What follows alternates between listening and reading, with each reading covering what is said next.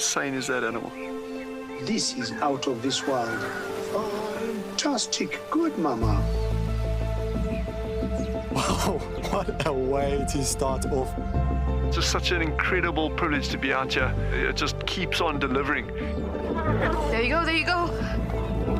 Heart is pumping right now. 3, 2, 1. You are live, you are live. Look at this, everybody. We've got a live kill.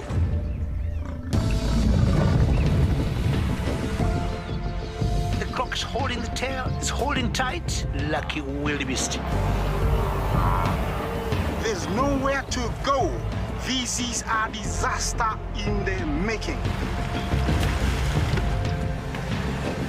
Something that I have never seen before in my entire life that you are now watching live. My heart is in my mouth, everybody. Look at this. It's gonna make it. It's going, it's going.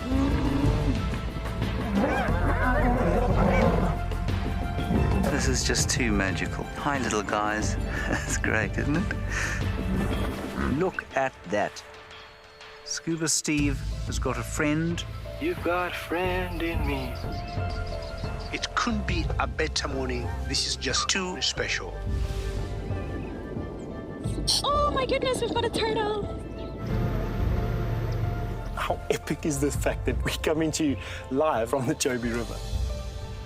It's the most incredible feeling to be here. This is live, and we're in Rwanda. This is a very, very different adventure, charged with emotion. I did not think I would ever face my fears like this.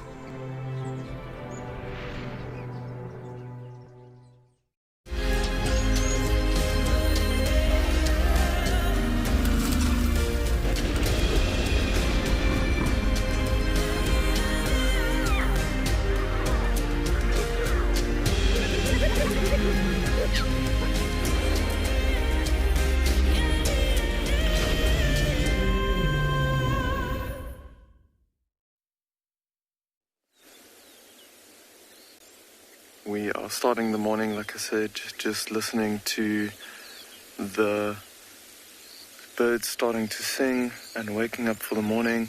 The sun is already nice and high. We are so far in the east that the sun rises just before 5 o'clock in the morning, a bit earlier than the rest of South Africa. Just sitting and listening to the birds. And maybe listening if we can hear any sounds that might tell us where to go look for some animals this morning.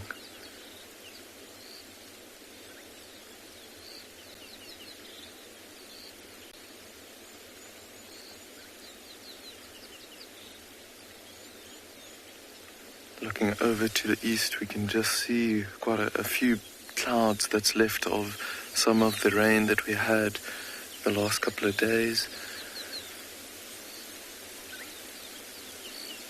Over the ocean there, the Indian Ocean, nice and warm, producing nice and tropical weather around this area during this time of the year.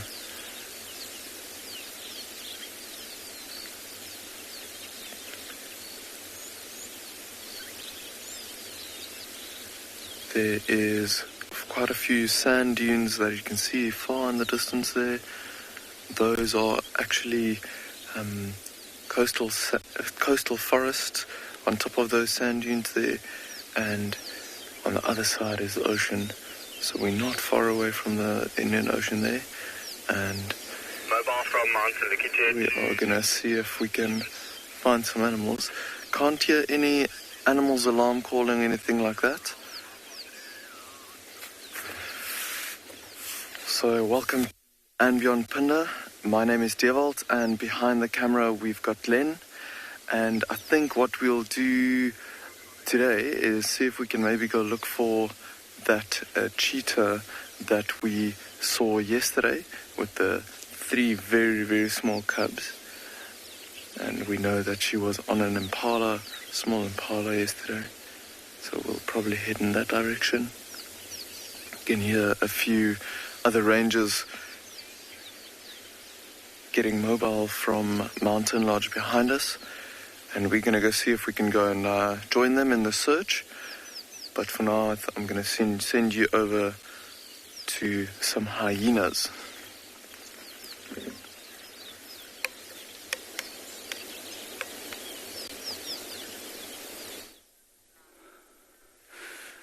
Welcome to Tswalu, folks. Look what we've got. He's literally just popped up now at the lodge as our introduction. All the guests that have gone on safari have just seen him, and he's 20 meters from the vehicle. He's hiding behind a little lavender feverberry, but if we're just patient, I'm going to be very quiet. You might get a look at his face. Look at him peeping over the bushes there. How amazing is this? A brown hyena. This is the one that we were hoping would come to that ostrich carcass last night. Yeah, I just happened to glance over my shoulder. We were sitting with a nice big giraffe bull, which we'll show you shortly, but I was just glanced over my shoulder and I saw him sneaking through the background. So we've been with him for literally 5 minutes, and hopefully he stays with us. He's most likely on his way to drink water at the watering hole. So we're just going to stick with him and see what happens. You can see we literally are at the lodge. And yes, so excited I forgot to introduce myself. So I'm Deirdre at Tswalu, and on camera is Owen. Give us a nice thumbs up. That's a really good thumbs up for the morning. He's still sitting just behind that little bush. He's very nervous. We're just waiting. I don't want to move. There he goes. He's walking. He's moving. So, brown hyena typically will live up in these mountains. They'll have nice little cave areas. So we've kind of caught him on his way back home. So he might be wanting to go drink. He might actually be on his way home up to go and sleep up in a nice cave in the mountains. And generally the ones that are relatively close to the lodges are actually used to the noises of the vehicles and the people. So they are a little bit more relaxed. He's walking up there. I'm just going to start the vehicle and go forward. But he's moving through a blackthorn thicket, so it's a little bit difficult to just get glimpses of him every now and again. But hopefully we'll get a nice gap coming up here for you. There, he's actually starting to walk towards the base of the mountain. But there, he's coming through the gap at the back. Looks like we might actually be losing view. Yeah, he's walking just on the base of the mountain. We'll just stick with him and see if we get another gap to have a nice view. But how is that for a little peeping over the bushes this morning at us? Here he comes out. No, keep going. So this is just the trick with we're just getting glimpses. He's actually stopped for a second, so we might be able to get his nice his face over there. Okay. Oh, he stops and he looks at us, and then as we stop, he decides I'm moving again. So we'll stay with him, see if we can get any more nice views. Please don't hesitate to ask questions on #WildEarth, and we can see how we answer them for you there. He's coming out in the open. Let me just...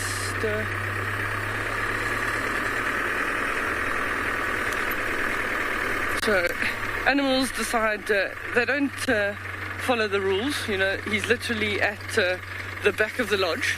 So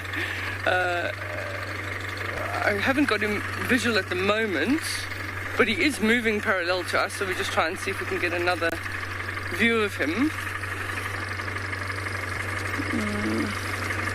Oh, here he is. He's right here. He's right here. No, don't go away. Can you see him?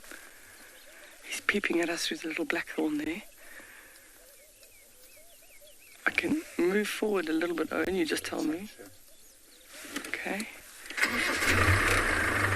We're playing a little bit of a hide-and-seek game here.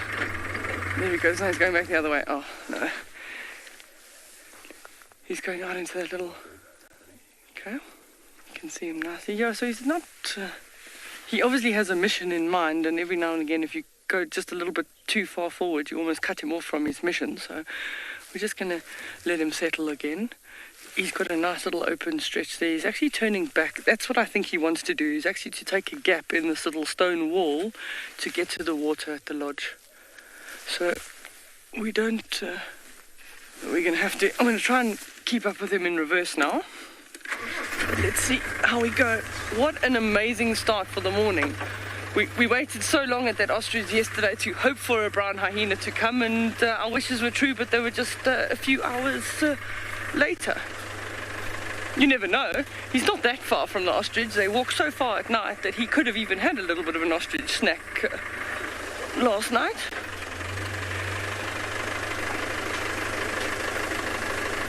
So often with the scavengers, when there's hyenas, there's vultures. I'm going to send you across to Nick for his start.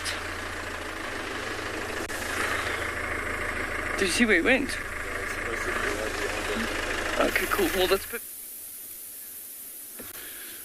Good morning and welcome to And Beyond Ngala, everyone. Coming from one scavenger to another, you can see in this tree in front of us we've got quite a large number of vultures, and if you have a look there, pretty much all those ones sitting at the bottom, you can see they've got quite a big head, quite big bodies, and those are all white-backed vultures. And you can see how they're all perched nicely in the tree, and a large aggregation of them this morning. So we did come to investigate. There was a pride of lions in this area yesterday, and they did end up killing a buffalo. And welcome everyone. Hi, my name is Nick, and behind camera we've got BK this morning, and it's a nice cool morning this morning after a long hot day yesterday, a little bit of cloud cover and a cool breeze blowing, and we thought it might just be worthwhile to come and investigate this area. And if you have a look here to my right, you'll see the remains of a large buffalo bull carcass that yesterday was killed by a pride of lions. And these vultures would have all come into the area during yesterday and the course of yesterday. And because the lions were on the carcass most of yesterday, they didn't get an opportunity to feed. Now this morning when we came to investigate, there were lots of hyena tracks. I haven't seen the tracks of the lions yet and where they've headed off to. Lots and lots of hyena tracks, but the main attraction this morning is definitely the vultures. And BK, if you look to the one on the right, a little bit up and to the right. Yeah, further right and up, and there in the corner there's another species of vulture that was not in the group at the bottom, and its head is tucked away at the moment, but when it does pop out you'll see it's got a very thin bill, and that's another species called the hooded vulture, which could have even potentially been the first bird that was here yesterday afternoon. Now this carcass, you saw the image of it a little bit earlier, and most of it has been stripped quite clean by the lions and hyenas over the course of the night, but the vultures this morning will be moving in to clean off all the rest of the meat that's on that carcass. It's quite amazing to think that a buffalo bull weighing close to 800 kilograms, killed and fed on by lions, almost nothing left. And the reason I know it's a buffalo bull this morning is if you have a look at those horns, you can see that really strong helmet on the top, or boss as we call it. Really nice set of horns, and quite unfortunate that the lions managed to kill this buffalo, because we haven't been seeing very many at all around Ngala, but really good meal for them. And while we sit here, also the sun is starting to get a little bit higher in the sky. The hyenas have definitely moved off, but the vulture's turn will come in shortly. I think what we might do is we'll spend some time here and see if they don't fly down. They were on the carcass this morning when we arrived, and as we drove in, they flew off. They got a bit of a fright with us coming in, but I'm sure if we wait around and give them some time, they might come down. I haven't seen any other species of vultures around, and at Ngala we do have quite a large population of white-backed vultures and hooded vultures around, so quite nice to see them all here this morning, still perched in the trees. And hugely important role that they play in the bushveld here, cleaning up carcasses, finishing up all the remains, picking the bones clean, and yeah, that's pretty much it. I think what we'll do is stick around here a little bit more, maybe wait, see if some hyenas don't come in. There were tracks of them all over the show, and there was one that ran out this morning, sort of crossed the road in a southerly direction away from us. And yeah, the plan originally this morning to come into this area was because there was a leopard, or two young leopards that were actually seen in the riverbed, in the Timbavati riverbed behind us. And didn't expect there to be this many vultures around, considering the fact that it was really cool yesterday. Really hot yesterday. So they must have come in sort of late evening, afternoon. In the morning when we came past here, there weren't many vultures at all. But they just waited for their turn, and now their turn has come where they can head down onto the carcass and start feeding and finish off the remains. I don't think that they're going to hang around here for too much longer this morning as well, because, when we saw that carcass, pretty much all the meat has been picked off, and very, very few or little be strands of meat left on that carcass.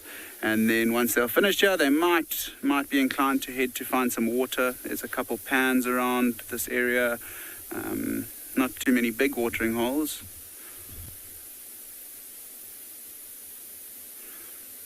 So Sarah has just asked a question, asking if vultures eat bones.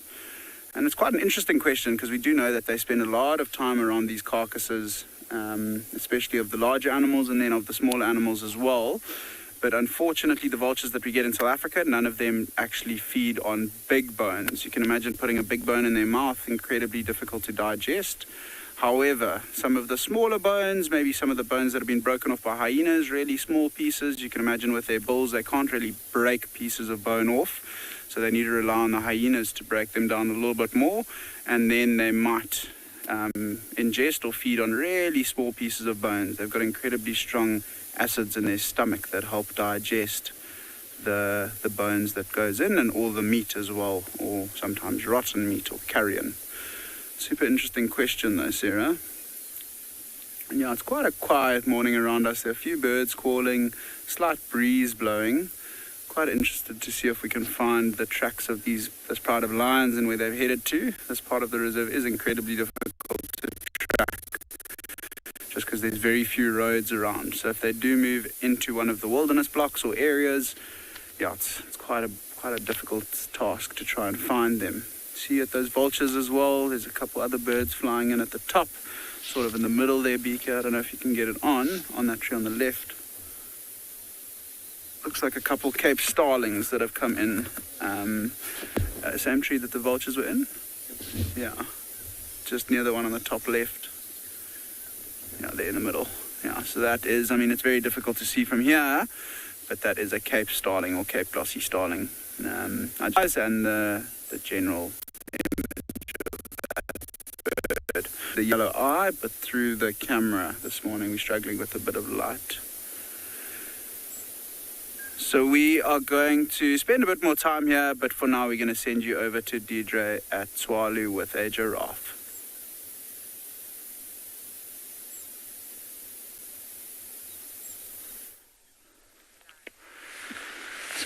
Welcome back to Tswalu. That was quite a start for us. I even laughed at Owen and we almost forgot to introduce ourselves. But this is the giraffe we originally had before we saw the brown hyena sneak past in the background. And this is quite a nice big bull. He's got quite unevenly matched horns, so he's actually relatively easy to recognize. But he was also having a nice look at the brown hyena as it was walking. So it went through the thicket and down to the waterhole as predicted, but we did lose visual of it. So that was an amazing start this morning. It's a little bit of a chilly sort of 14 degrees this morning. It started definitely with all of us with our jackets on. So, but promises to be an absolutely stunning day. My plan for this morning is to head out to that ostrich and just give everyone some feedback and see what happened overnight. This giraffe's just busy eating on a nice, I want to say a blackthorn, but let me check quickly with the binoculars before. Oh, no, there's a blackthorn in amongst there, but there's also a raisin bush.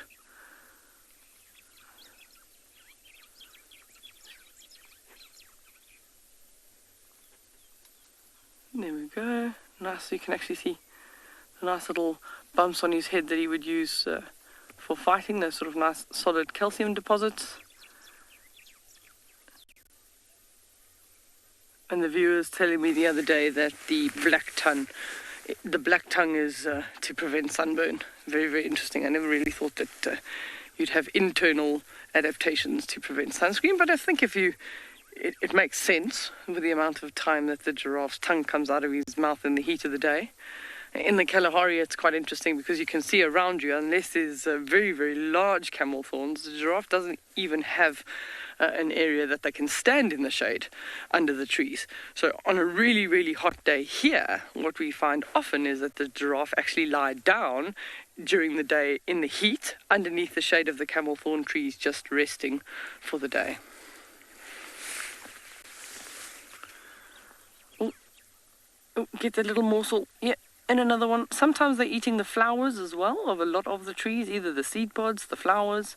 So those raisin bushes, not that one in particular, doesn't have too many flowers on it at the moment, but there are a couple that do. And that raisin bush, you can see there's a couple of sort of straight stems. We were talking about the bushmen making their bows with those. Okay, Barbara, yes, beautiful start to the morning. I didn't expect to get a brown hyena. I was just as excited, and I couldn't actually believe it. Oh, there is a set of guests that's just coming past, which has got the giraffe's attention. But as I was saying about the raisin bush, that those long stems are generally used for the bow, for the bushmen's bow and arrow set.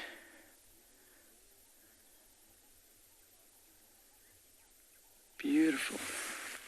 Nice against that silhouette. Silhouette against that sort of sunrise. The sun hasn't come up and over the mountain yet. You can just see it creeping in the distance. It's getting closer to us, but we're heading into it shortly because we're going to head out west to follow up on that. Oh, he looks a bit stiff-legged. Maybe he's a bit older than we thought. Or he's just woken up. I've had that. The legs are stiff, they don't want to work. Now he's moved on to feeding on a blackthorn.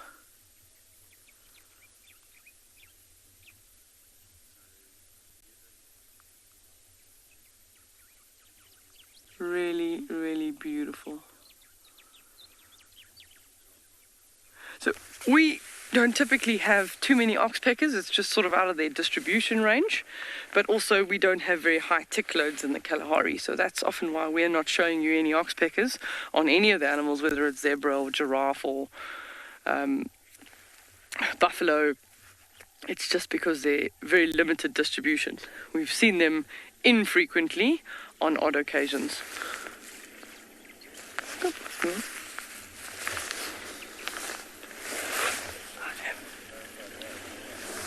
Beautiful. So we're going to send you to somebody else that's got something with some spots, Deerwald, in...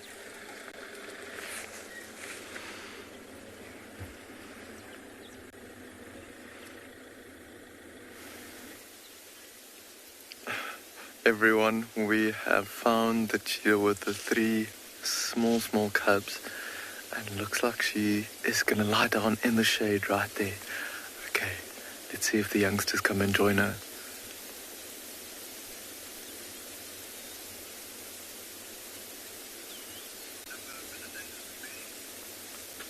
Look at that. So cute. Interesting, Glenn and I was just chatting now. She was lying not far away from where they caught the baby impala yesterday, and now she's just moved off a little bit into some nice thick shade there, as the sun rising now is already nice and hot. But look at these youngsters. Oh my goodness, you can't imagine that something that small and dark with that white fur on its back will grow into a big cheetah. There she's just sitting upright and looking around a bit.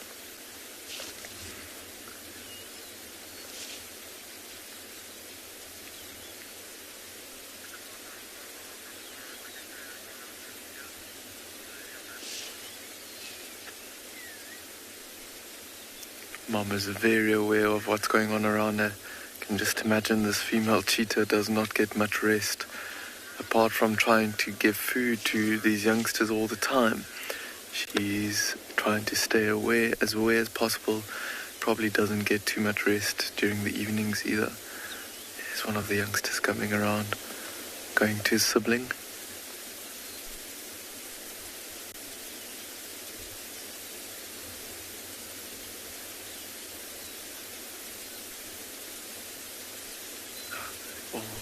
Seem like they're starting to settle down now. There's one just sitting there next to Mom as well.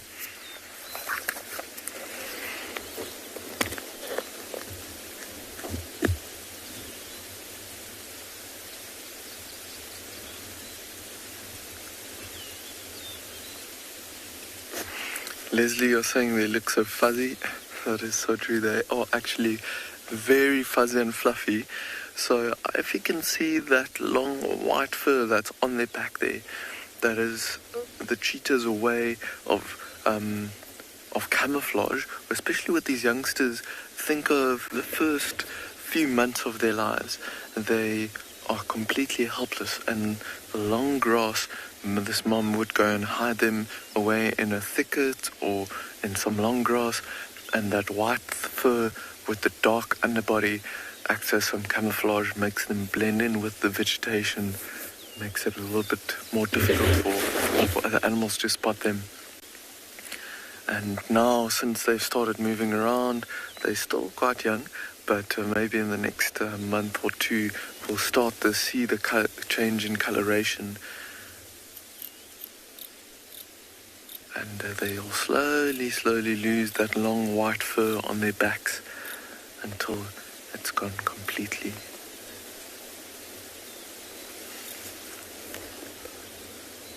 Look at the youngster coming to mom. Oh my goodness, how cute is that? Climbing onto mom's head.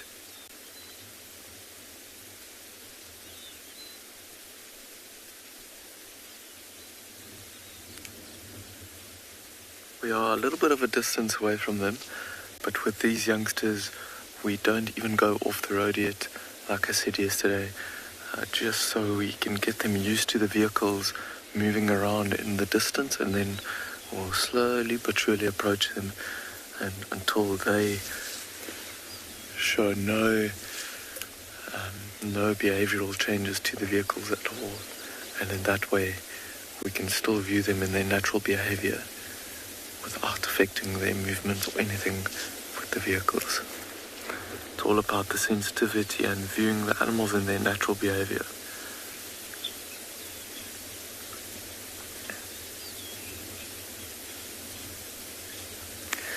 Candace, you're asking how old I think these youngsters are. Looking at the size of them, generally cheetah will take their cubs to their first kill around 3 months old, somewhere around there. And leave the den side around that time. But if I look at the coloration of these youngsters and how dark they still are with that white fur on their backs, I would say they're still under 3 months, maybe about 2.5 months or so. We only saw them for the first time about 2-3 weeks ago, and since then, every single ranger has at least once or twice gone and looked for them. But they've been super difficult to find, seeing as we don't off-road and we don't track them on foot or anything like that just yet. And they were in a very, very dense area, and we've been very lucky for them to move out into the clearings in this part of the reserve. Oh, they are so precious. A youngster going to the thicket on that side, exploring a little bit.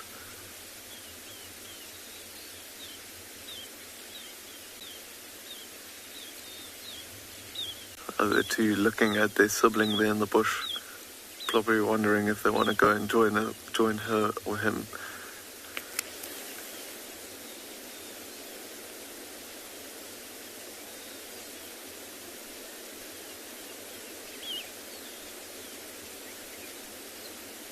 Oh, Mom's just sitting up a little bit. Oh, there, the youngsters are coming towards Mom. Look at that.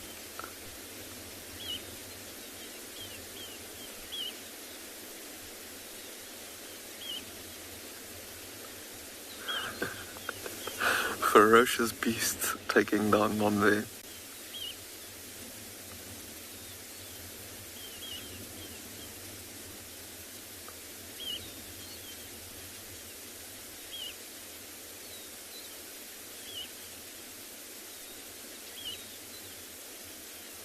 Are there other youngsters coming out of the bush now? Might come and join the rest. See, I think these youngsters are nice and playful.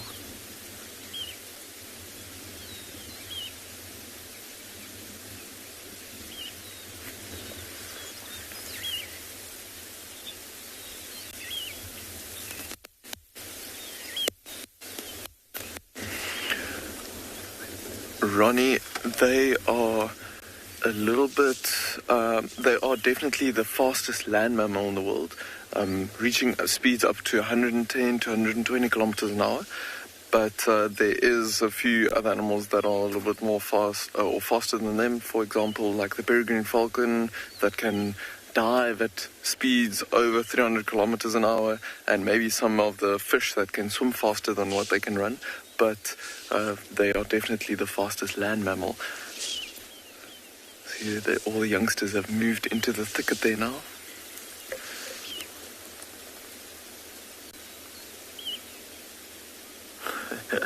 They're actually going right into the thicket, and there you can just see that camouflage. Oh my goodness. So that dark coloration, you would think it would stick out a little bit, but look at the thicket there, and I don't know if you can even see them moving around in there.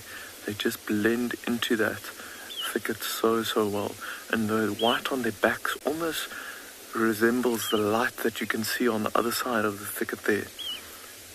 If the female cheetah wasn't lying there out there in the open and these cubs were right in the thicket, I don't think you would even have spotted them. Would just drive right past.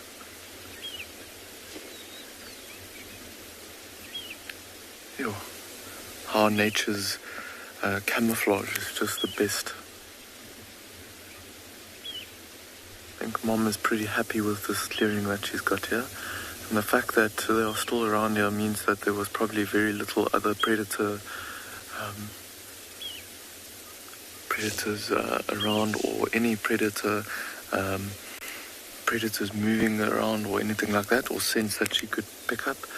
It looked like some of the youngsters one or two of the youngsters there in the thicket was actually standing up against the tree there.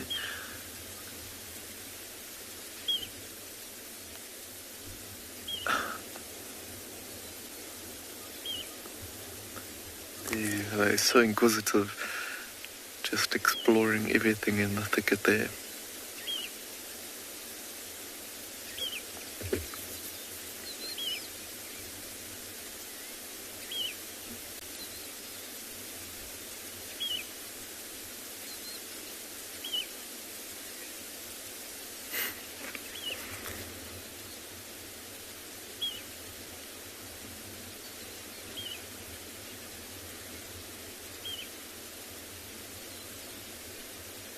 Interesting how the youngsters are hanging around close to the thickets. I wonder if it is also maybe a bit of a behavioral thing with them being so small.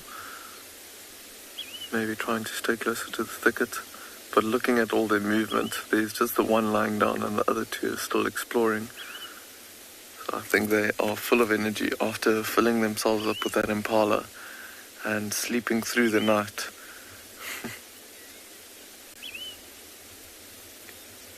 This Mom might have her hands full this morning.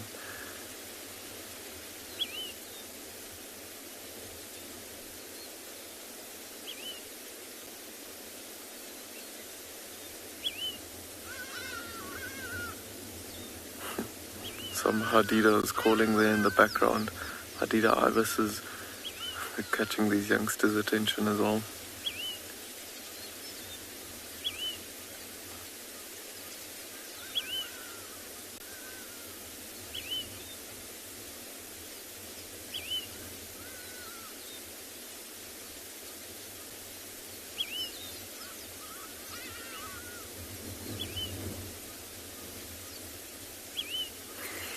I can already see even the behavioral changes of these youngsters from when we saw them yesterday.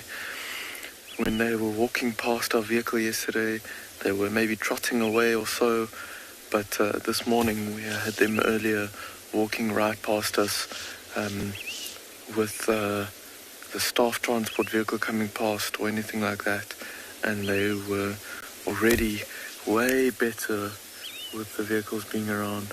Incredible how quickly the animals can get used to us being around.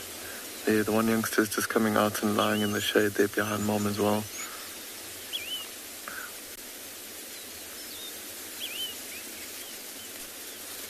Got the nice warm sun coming out. First day that we were having the sun out in the last 4 days or so. I'm sure they are also enjoying a bit of heat, and you can imagine these youngsters, that fluffy hair that they've got, keeps them nice and warm with all the rainy weather that we've been having.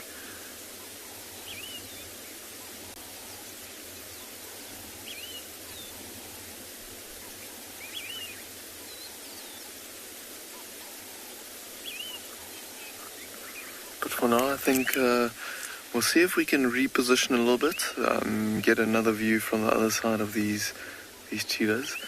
Like I said, I think they are going to be settling down here for the day, and we'll see if we can maybe go look for some other animals a little bit later on.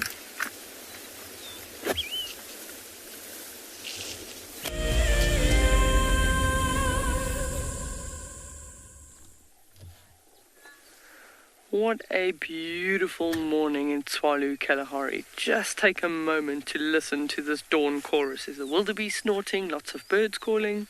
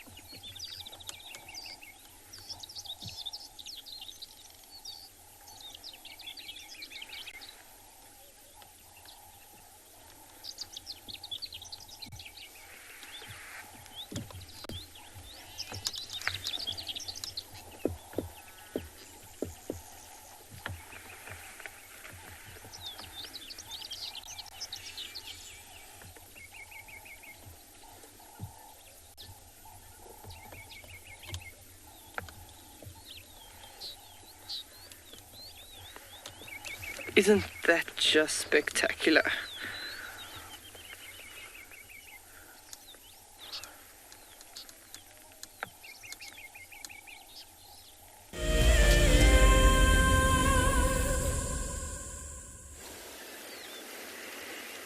We've just repositioned a little bit, and look at that. Now we've got a perfect little view there of the whole family.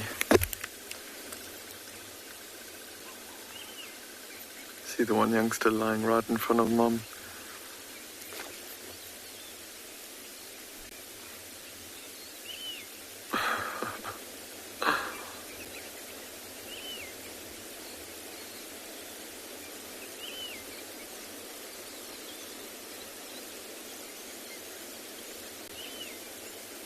Oh, it looks like the one there in the back still wants to explore a little bit.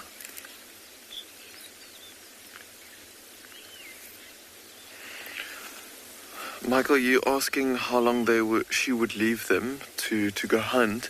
So, Michael, it differs, and I guess it's also different to how hungry she is and how desperate she is for food. But she'll leave them in a thicket like this or in a nice dense area, and she might even be away for a couple of hours at a time if she can't find anything. But yesterday, for example, I talked to the ranger that witnessed her catching the young impala. She literally just saw the impalas with the youngsters, and she bolted off, caught the impala, and the youngsters were still in view of her and the impalas, and then she just dragged it down into the open clearing where they started feeding. So it really depends on the situation, and every time is a little bit different. Look at the youngsters playing there.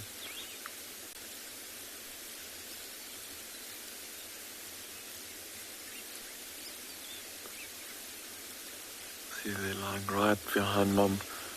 I wonder if she moves the tail every now and then. They might become a little bit inquisitive and try and catch it also. Oh, all three of them lying on the other side of Mum there now.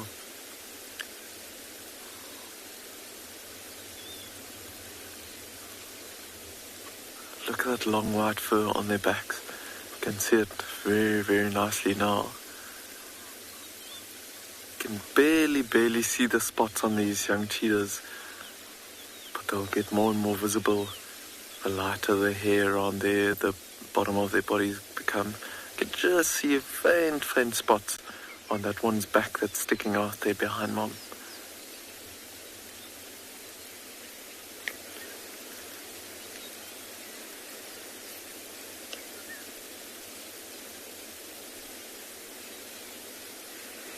These youngsters are very inquisitive of everything that's going on around them. I think this is probably the first time that they have come into this area with the short grass and all the birds and everything flying around them. Everything's catching their attention. There you can see Mom just looking in our direction as well.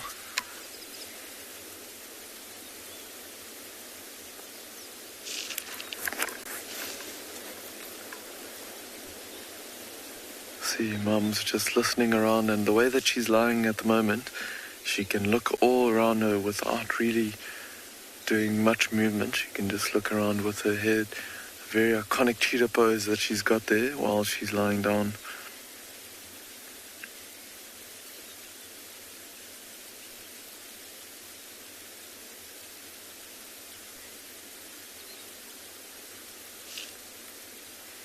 Look at the youngsters up there. Nothing quite beats a cheetah cub and how cute they are. A little white tip on the tail that they've got.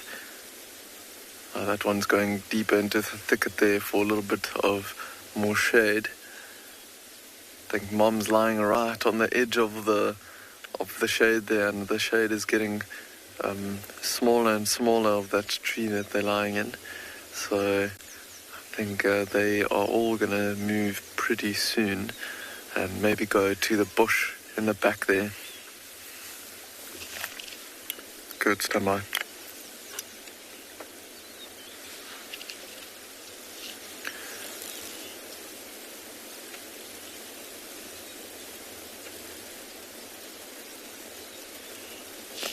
The youngsters are already falling asleep, and they're almost completely in the sun there.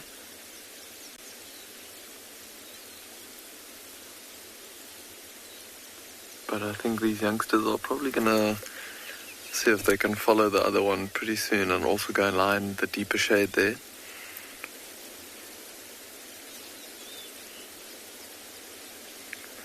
So there's lots of short green grass that's nice and lush here. And I wonder if the herds of impalas are staying away from here for now because of her being around here last night and maybe her scent being carried by the wind a little bit. But let's see, if the wind keeps on carrying a scent into a certain direction, we might see some of the herds of impalas return. And I wonder if she's happy in this open area because she can see around her for other predators and threats, but also maybe she's waiting to see if some other prey animals will come back into this area. But thinking of how far she's moved with these youngsters just yesterday, I think she's probably going to try and not move that far today. I can imagine it must be quite difficult for these youngsters to move long distances like this.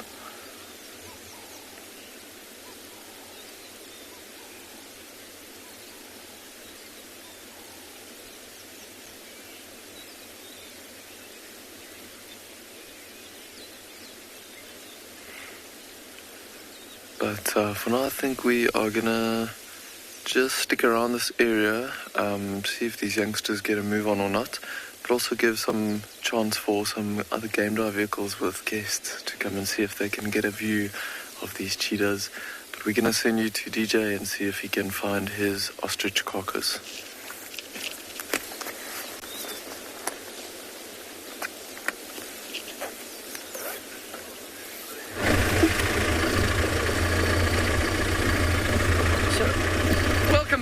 We literally just on our way to follow up on that ostrich. We're quite close to the base of the dune. We're just looking for the ostrich carcass. Because sometimes what you'll find is that the brown hyena's decided to take the entire snack for himself, going, I see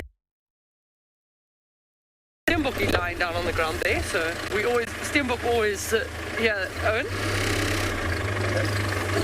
So we'll just stop and turn off for a second. So Steenbok always, whenever you want to put them on live TV, they tend to run away. At least this one's lying down. Oh, there it runs away. I spoke too soon.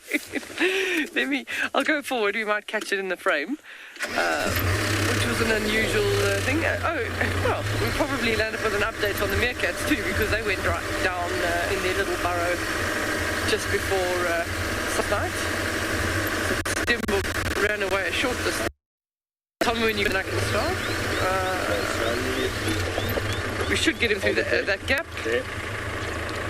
Okay, there we go. Perfect. So that little Steenbok, it ran a short little distance and then laid down, which is typical of them to do. They don't expend too much energy. They like living in areas with these little thickets so that they can run short distances and then lie down, and there she just dashed off again. She is gone.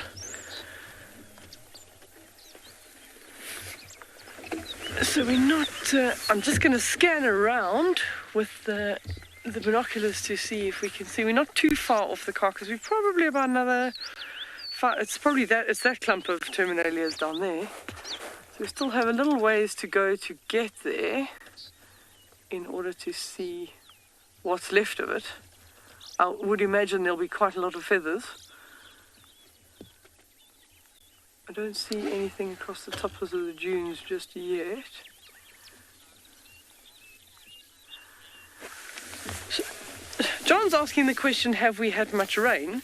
So we're very fortunate in we sort of in an area that they call the Green Kalahari, so not true desert, which can get less than sort of 150 mils of rain. We get closer to 250 mils or just a bit more than that. We've been very fortunate in that our rain has come early this year. We've had sort of at least 3 good cloud bursts of more than 50 mils at a time. So some of the areas, I mean, Tswalu is very large, so we've got probably multiple rain gauges. We've probably got about 15 or 20 rain gauges, and all of the different areas in Tswalu receive different rain. But we've had about half the amount of the year's rainfall. So we just keep hoping that you get the green grass flush, then you'll get sort of a heat wave every now and again, which obviously knocks the grass back a little bit, and then you just hope for replacement rains so that the grass can grow a little bit more. So ideally for the Kalahari is just regular cloud bursts over the rainy season, and it will rain here right up until about February, March, and then we start going into a little bit less, and then into winter. I want to try and see if I can carry on moving. You can just give us feedback, obviously, if we're losing signal, but I want to try and get to that carcass. So I want to send you across to Deerwald while we make the distance between here and the ostrich carcass to give you feedback, and hopefully we'll be back shortly with an update.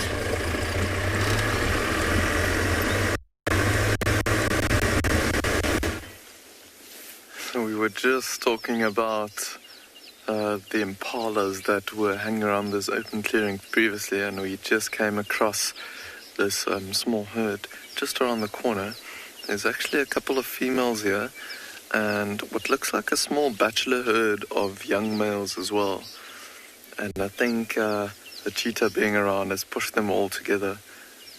See how they're all listening to my voice here? A lot of grooming. And with these young males, there's a bit of sparring that's happening every now and then as well.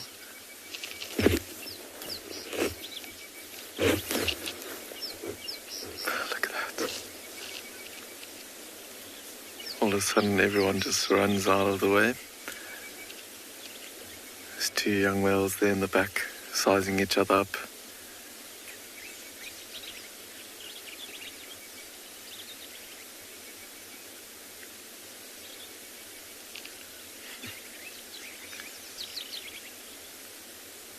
So all these young males building their strength and sparring with each other like this, getting ready and trying to get as strong as possible before the rutting season starts in a couple of months' time. Interesting that we haven't seen a single lamb with these females. Look at all of them grooming themselves with this nice warm sun coming out, and like I said, it's the first sunny day we've had for a couple of days, so I think they're all enjoying the sun and trying to clean themselves, scratching away, getting some of the dirt and maybe the moisture off of them still.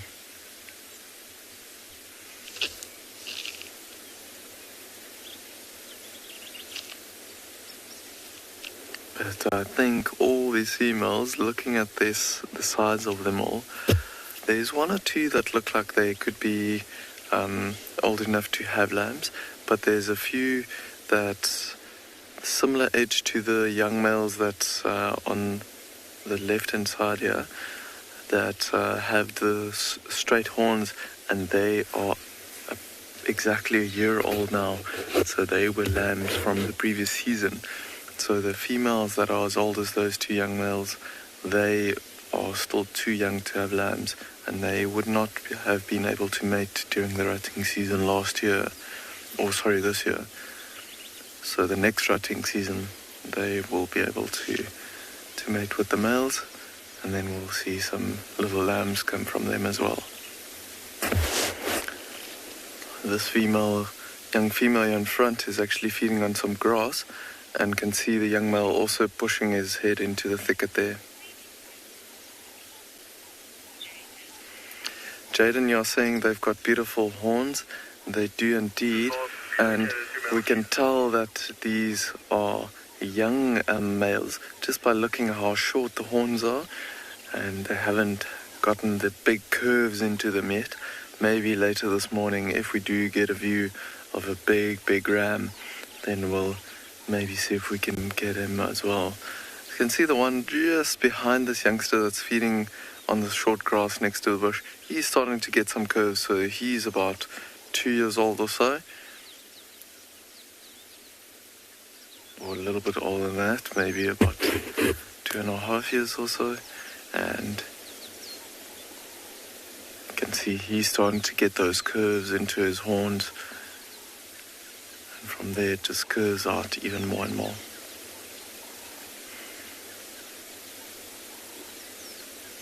So all of the grooming that we had earlier, impalas always look very shiny, and their fur is often in immaculate conditions, and you only really see their fur being in bad condition when they become much older and they lose condition in that way. Otherwise, look at all of them, very shiny, can't see many blemishes on them or ticks sitting everywhere or anything like that.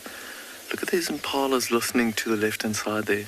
I wonder, with the wind swirling a little bit this morning, if they can maybe hear and smell something coming there from the left hand side. They're definitely looking and listening in that direction, and that is the direction of where the cheetah with the youngsters are. I wonder if they can maybe just pick up the little bit of a smell of them.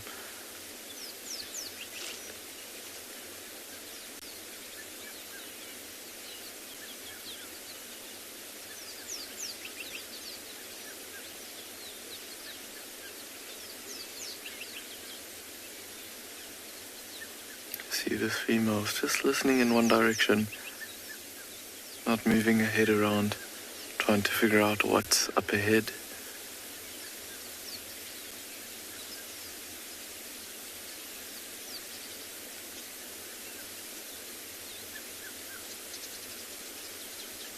There with these two females now listening with intent like that. You can see the size difference between the one on the right and the left.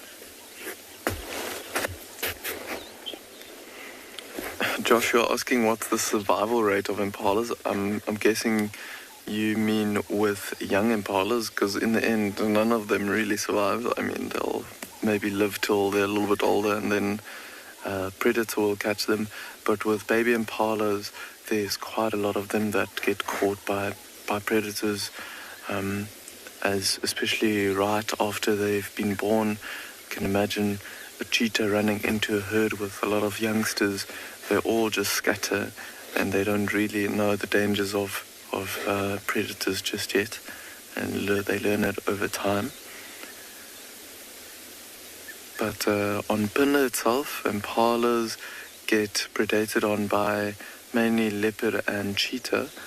And to give you an idea, we had a female leopard about 3 weeks ago that caught a female impala, a fully grown female impala, and in the chaos that ensued, all the impala lambs that were in that herd just scattered all over. And she actually caught 3, or if I can remember correctly, it was 3 or 4 impala lambs, and all of them were scattered all over this one tree and inside a bush. So she was on all those carcasses for a few days. Very opportunistic. Yeah, the wind is definitely blowing from where those cheetahs are. And look how this older female that's standing out in the open, is still really listening and looking in that direction.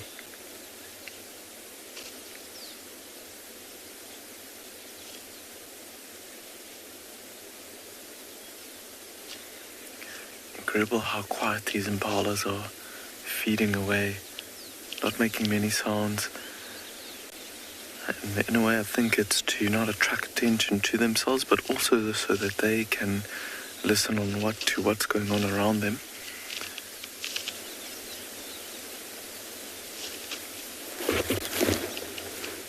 She's almost like a statue, not moving a single muscle, trying to figure out where and if there is some danger close by.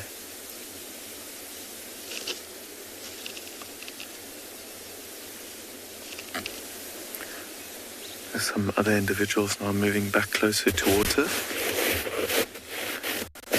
And these all look like, the ones on the left hand side look like young females, like I said, that's about a year old. And there's a young male there as well. I've just been keeping an eye on some of them, and interesting how they are feeding on the nice lush green grass that's growing around all the little thickets and the little bushes, but every now and then they feed on a bit of leaves as well. So these impalas, these females that are here, they're enjoying both grazing and browsing, so have quite a varied diet, not like other herbivores that feed exclusively on grass or leaves. And I guess that's one of the reasons why impalas can be so successful all year long, especially on Pinder. The bushes stay quite green and the leaves stay quite green throughout the whole year. The grass dies down in the winter. They can keep their energy flowing and have very good browsing and grazing throughout the whole year.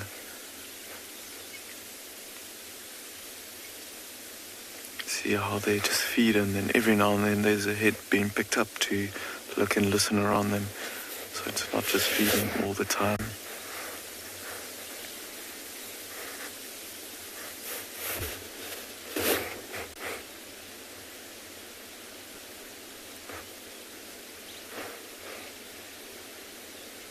Beautiful with this morning light. I can already feel it's heating up very, very quickly. If I look at my watch here, we are sitting in the sun, so it's probably not too accurate. Need to measure it in the shade, but it's already well over 30 degrees Celsius, I think. Just the cool morning wind that's keeping us a little bit cool.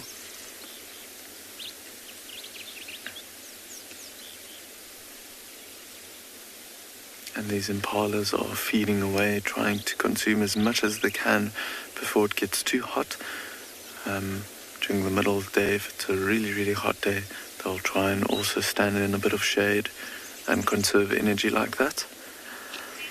But for now, I think we are going to leave these impalas and let them feed and see if we can go and look for some other animals and see if we can get a view of some of the animals that's also using this warm weather to be out and about.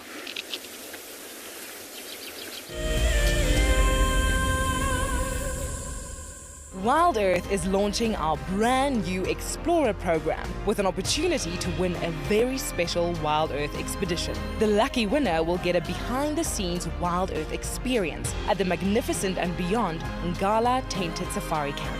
The prize includes a 3-night stay for you and a friend with a chance to sleep out in the unique Ngala treehouse. Become a Wild Earth Explorer and stand a chance to win this and many other prizes. Terms and conditions apply. Join us around the fire as we have our very first Wild Earth Explorers Fireside Chat. And what that means is that if you are an explorer, we're inviting you to come and join us so we can chat about the greatest highlights of 2020. We will be chatting about our favorite characters and what they have been up to during the course of this year. And if you would like to join us, head over to our Explorers page and subscribe. Don't miss out. This Fireside Chat will be on the 13th of December at 7:30 p.m. Central African Time, straight after Sunset Safari. Welcome to my car. This is Wendy, and she's my favorite. She would love to have your name engraved on her so you can be with her every single time she goes on a safari here in Djuma. If you become a Wild Earth Explorer, you will have the opportunity to buy an engraved tag which we will attach to her. We will make sure to send you a digital picture to show you exactly where you are sitting on her. You will have front row seat in every single sighting.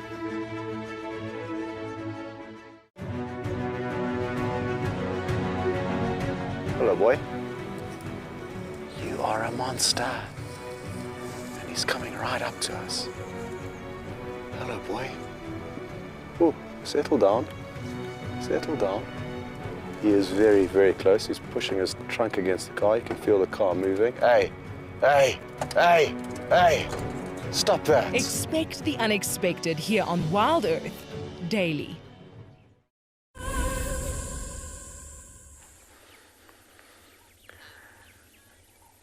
Welcome back to Tswalu. A little bit of a grim update for the ostrich. So just as we got here, a brown hyena had moved off over the dune. We just got the silhouette and he was gone.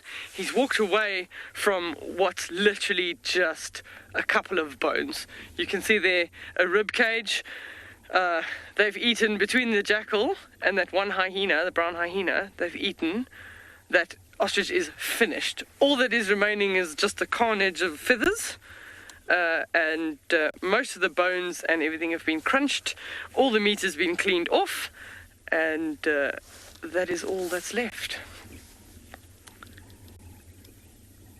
So I walked all the way there after the hyena had moved off to have a look and see what had happened. So where the carcass was originally last night, you could see the jackal had been fighting and the brown hyena, and then it had been dragged about 20 meters to where it was. But let's say she didn't die in vain, because I now have a pointer. This is one of her wing feathers, the white. You do get the white in both the male and the female ostrich. But then from a distance yesterday, we could recognize that she was a female based purely on the fact that this feather was brown in coloration. So if it was a male, this feather would be predominantly black, and the majority of the feathers would be black. But I wanted to illustrate that I've got another feather. I'm just going to put that one on the ground. So this is a wing feather from the ostrich, and we picked up another feather the other day. This is most likely a wing feather from a spotted eagle owl. But I just wanted to illustrate the difference between a bird that flies and a bird that doesn't fly. So I'm going to just pop that under my arm. So if you have a look here, the way that the feathers, the barbs and the barbules attach themselves, I don't know if I must come closer, but you can see I can pull the feathers, literally all the different little barbules apart, and then if I smooth it with my fingers, they basically just zip back together. Birds need that so that when they fly, there's air resistance and gives them a little bit of lift. Ostrich, as you can see, there's actually nothing zipping the feathers together, and hence the reason ostriches can't fly. Probably for us it's just as well that ostriches can't fly, because remember how many times you've been pooped on by a bird. It's just as well that an ostrich can't fly. There we go. So even if there were any parasites or anything on that ostrich, they all, as soon as there was no sort of movement or blood or anything, they all would have hopped off. Sad state of affairs for the ostrich, but it is the circle of life. We're going to see, I walked past the front of the meerkat burrow and I saw absolutely no activity, so there's nobody coming there. So Minamu's asking the question, what is the difference between brown hyena and spotted hyena? Fortunately, Safari Live is in two places that both animals exist. So, if you've been watching and you watched this morning, you would have seen the brown hyena with us in our opening. That nice, very pointy ears, brown in coloration, very shaggy coat. And the spotted hyena tend to have more rounded ears, lots of spots, and have quite big bodies. But the brown hyena often appear very, very large. They're actually both social. The brown hyenas back at a den are more social than people actually think, but we tend to see them solitarily. So I'm just trying to find. So we can go, there's a nice illustration here in the mammals book, the spotted hyena on the top with the spots and the rounded ears, and then the brown hyena with the pointy ears and more shaggy coat. And you can have them occurring that they overlap in both areas, so it's not that the one overlaps more than the other. Where you tend to have both, sometimes the spotted hyena, because their clans can get really large, do tend to dominate. But the brown hyena like to live in the mountains, whereas the spotted hyena, like Corky and Ribbon in Djuma, like to live in big termite mounds. So hopefully that answers your question, Minamu. What is the difference? Just stick with Safari Live and I'm sure you'll see them regularly. Funny little creatures. I hadn't seen many of them in my career until coming to Tswalu. They definitely do prefer the more arid regions. So I'm just going to quickly have a look there. Just to be sure, a big spotted hyena, weight range right up to about 80 kilograms. So if you think about how often you see Corky and Ribbon in the Sabi Sands, even after a meal, maybe 85 kilograms. The brown hyena, although they look large with their shaggy coat, up to about 58 kilos or kilograms at most.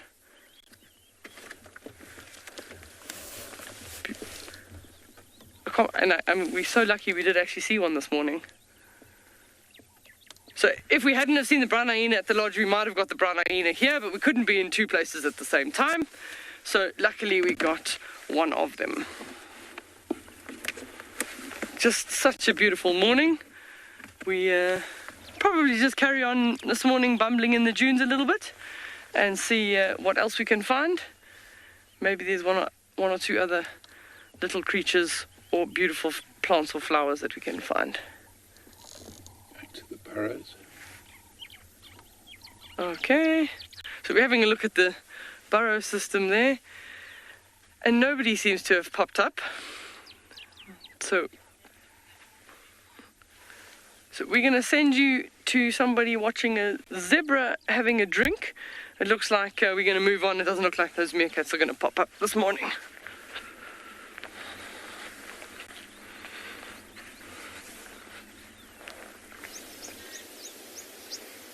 So we are actually on our way to see if we can go look for the lions that we saw yesterday, and we came across this little puddle of water where we found the cheetah with 3 cubs yesterday the first time, and there is a beautiful zebra that's having a drink there now.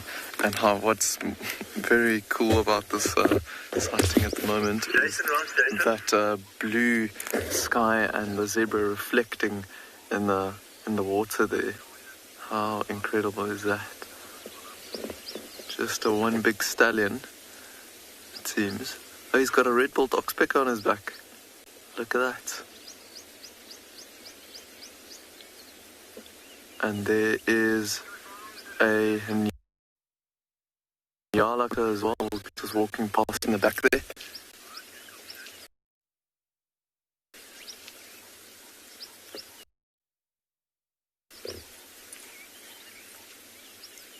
There's zebra's just turning his head, actually drinking now Giving us a perfect view. How is that reflection? That little puddle of water is like a mirror with that blue sky behind him.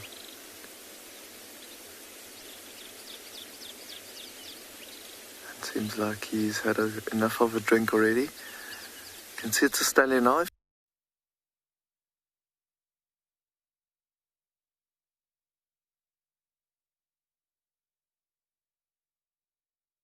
A drink. You can see it's a Stanley knife.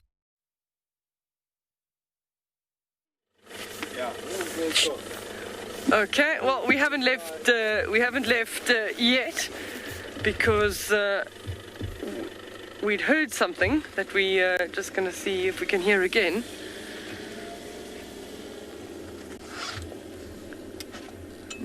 What we did see yesterday in this little bush, I don't know if Owen can frame up on this bush, it was a little grey-headed sparrow nest, but I don't even know if we can actually see the nest in the blackthorn. I'll just go across there. Oh, I can see a spider web. So now I'm not too worried about walking around. We're not going to chase anything away. So it is... Oh. I'm trying to see if I can see any eggs. There's definitely beautiful little round grass tube, and then inside lots of the Bushman's silky grass to make it nice and warm, and lots of different grass seeds. It's a well-woven nest. Unfortunately, from your angle there, you're not seeing it, but the grey-headed sparrow was in here yesterday. She was in and out. It's a nice little, very clever place to put a nest in a blackthorn because, oh, I'm just trying to get a seed pod off there without landing up, being wrapped up in the blackthorn. So it is quite a smart place to put a nest in a thorn tree because some of the snakes, you think about a boomslang or one of the vine snakes, for them, those thorns would be a little bit of a challenge to get to. I'm going to come a little bit closer to show you the seed pod of the blackthorn. It's a very sort of papery type of seed pod, and then it would, these are two different ones, so I'm making one now. So it would literally be two pieces of paper like that with the seeds. Generally, you see most of the time you see two seed pods or two seeds inside the pod like that, little brown seed. And generally what these I've stuck in the habit of calling them acacia trees, but they have changed their names recently. What they would do then is wait until the seed pod is actually dried out, and then on this little fine edge, it'll actually split. So it needs to dry out, and that's enough time for the seed to develop, and then it will split on that, and the seed will get exposed to that. Also, sometimes if you see how papery thin this is, if the seed is attached like that, and you have a windy day like we had yesterday, it also allows the seed to be transported further away from the parent plant, which is ideal because it potentially puts it in an area that there's less competition. And then in some of these areas you might find that this lands up against a sandbank or something. Literally it could be a divot, it could be a track in the ground that this lands in, and over time between the soil and other plant debris and everything it gets nice and buried. Then you have some rains and the seed pod just decides to germinate from there. So I'm just trying to see if I could find a tiny one, but I'm not seeing too much at the moment. But in this area as well, we've got this plant. It's called an Eland Bean. So Katie, as far as this particular seed pod of the blackthorn, I'm not 100% sure if there's that many animals that eat it. Normally the acacia seed pods, you'll have birds that'll eat the seeds. It's like a little protein package. Very often seeds are adapted for going through the digestive system of an animal or a mammal or a bird in order to be transported and deposited somewhere else. So very often you'll have seeds that'll actually have even a fatty tissue deposit that will attract even an insect, for example, like an ant, to actually take it down underground. They get the little fatty tissue as a present for them, but effectively they've buried the seed. So But the actual tree, everybody loves that tree. The giraffe, the kudu, black rhino, they will eat that tree.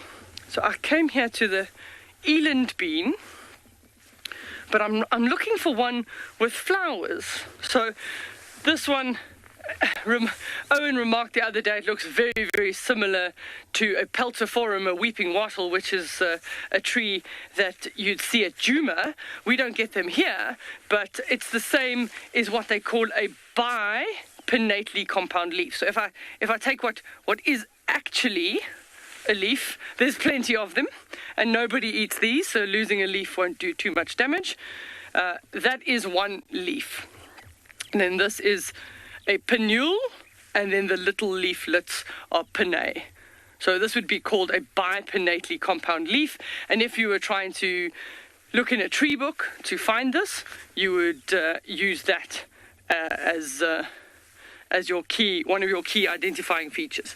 So with this particular thing in the Kalahari, it makes sense to have really, really tiny leaves, because when it is excessively hot, just like we sweat, so plants also lose moisture.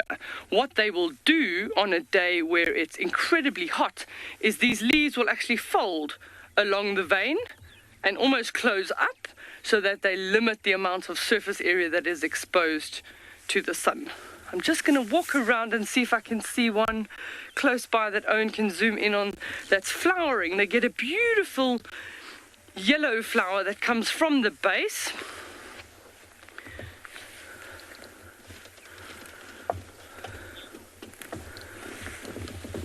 So Paul is asking, are any of these plants medicinal? When it comes to the Eland Bean, they're actually seen as toxic to animals, so it's not a choice plant for animals, and very often if it's not a choice plant for animals, it's not a good one for people. There is one here that I'm going to try and see. Is it this one? I'm trying to look for one that's called a senna. Here we go. Can you follow me here, Owen? Can you see this one? I'm going to lift it up a little bit so you can see this one here. Beautiful little yellow flowers. We can probably find a better example later, but this is called a senna, and you all know the laxative. In South Africa, we have one that's called senna kot, and it will come from something like this plant. So this plant definitely would have been used by the local people as a laxative.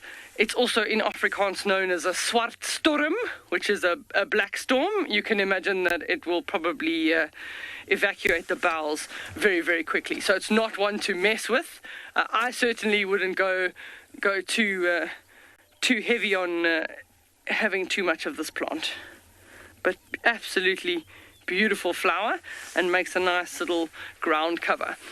Because the plants struggle so hard here, they spread out as a creeper, they're getting good sunshine, and over the season, once they die off, all of those nutrients go into the soil.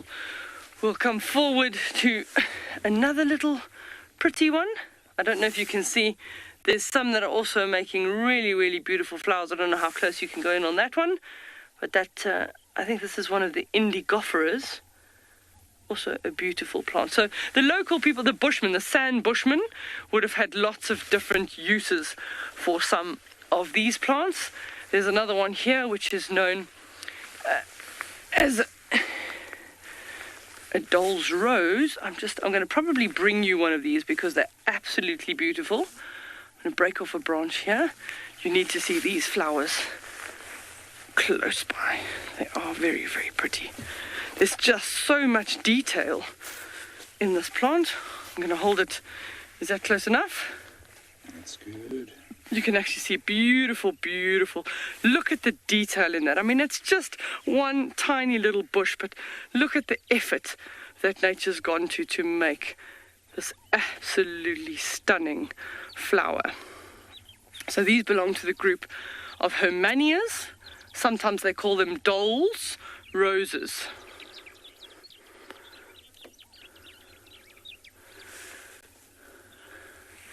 So Jen is asking, are any of the plants poisonous to touch?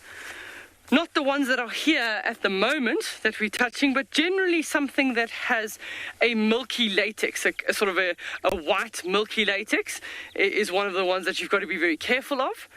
We have a plant species here called a euphorbia, and that has got properties that if you get that latex on your skin, it will go into an immediate blister. It's also known that if you get that liquid in your eyes, you can potentially suffer temporary blindness or permanent eye damage. So there are certain plants that you have to be careful of if you touch them or break them. But obviously, if you don't know, don't eat them. Don't break them, don't touch them. So the euphorbia, we'll see the only euphorbias we have are up in the mountains. One of the days when we're driving along the base of the mountain, we'll frame up on one of those. It's called a Euphorbia avis montana. So montana meaning mountains. It prefers living up in the mountains. And if we had a look at that, we should see the white latex from there. The euphorbia sort of genus actually came from the king of Mauritania. I don't know when dates-wise, I can never remember history, but many, many years ago, the doctor to the king of Mauritania was known as Dr. Euphorbus, and he used to use a lot of medicinal plants in order to treat the royalty, and he then got given the privilege of being named the genus of the Euphorbia genus. Keep your questions coming. Hashtag Wild Earth. I'm still in search of a Eland Bean in flower.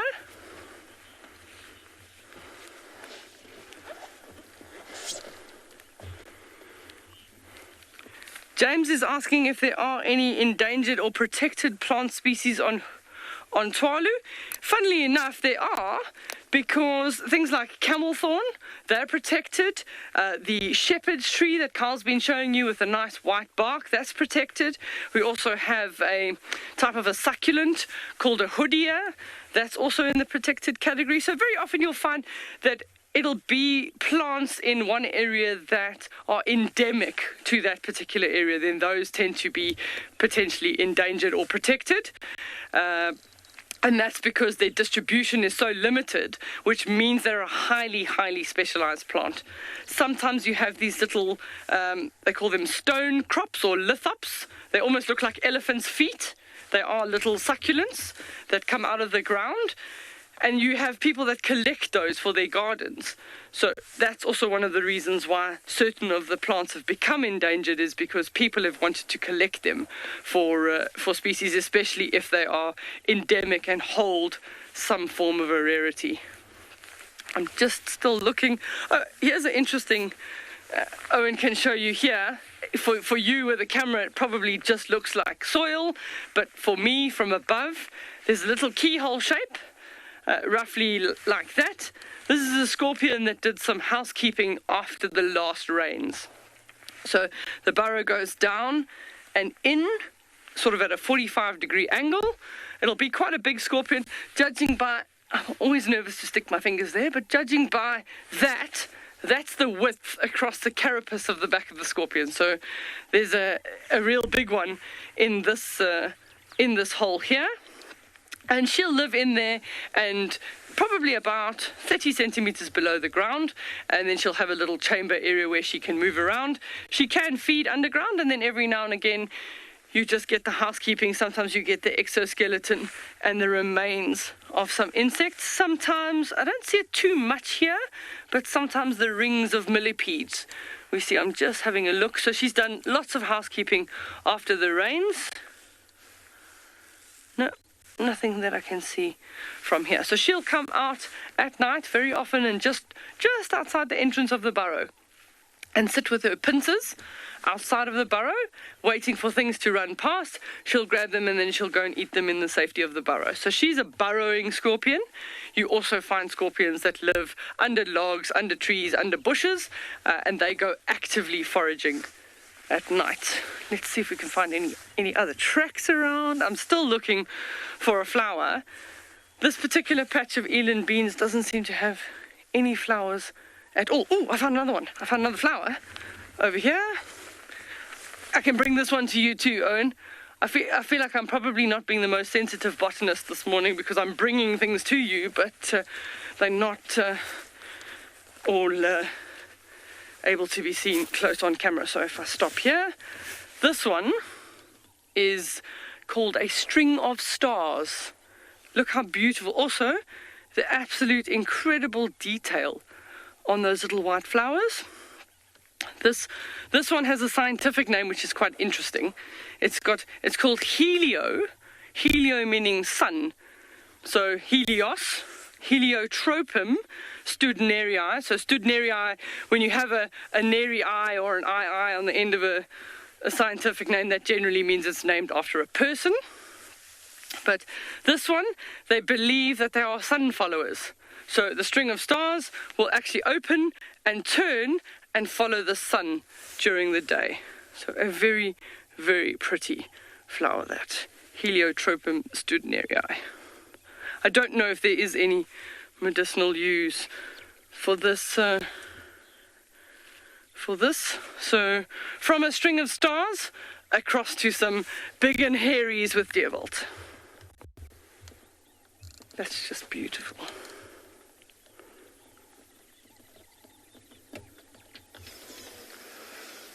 We've just gotten to this big dried out watering hole, and there in the distance you can see a lot of animals. There's some wildebeest, zebras, some buffalo and some warthogs all coming to the water there. And right here close to us, in the small thickets below, there is some lions that's actually lying and watching all these animals close to the watering hole there. A lot happening at the moment. Some wildebeest chasing each other around. We can hear some Nyala's alarm calling behind us as well, which makes us think that there's maybe some other lions in the area of this pride. And there you can see the lions lying, trying to get into this bit of shade that these small bushes are offering.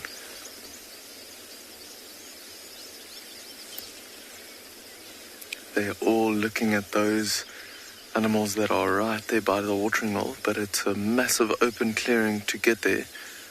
So I think it would be quite difficult for them to stalk them without any of the animals noticing.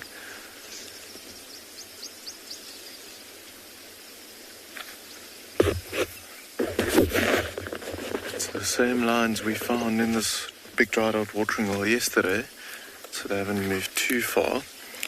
But this individual that we can see its head sticking out, looks like it might be an adult female. Difficult to see with her body being behind the bush like that. I don't know if you could hear just now, there was a few alarm calls of even monkeys behind us here.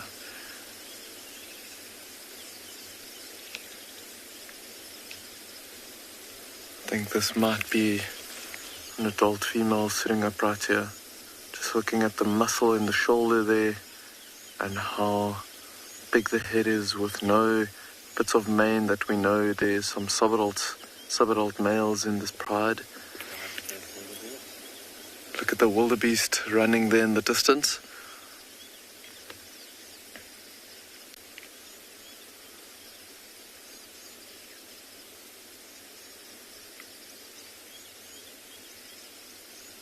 All trying to get a little bit away from the water there. Look how even the buffalo are running a bit.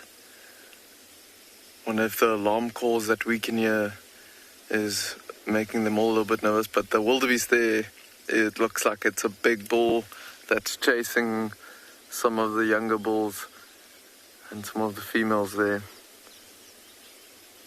Oh, even a warthog running there now.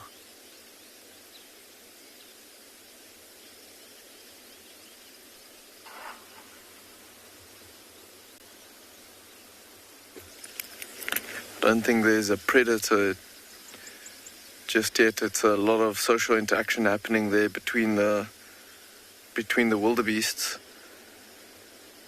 because I think the buffalo would have shown a bit more reaction if there was a predator there. Just keep an eye on them. You never know, they might be picking up on a scent of something like a lion that's somewhere around here.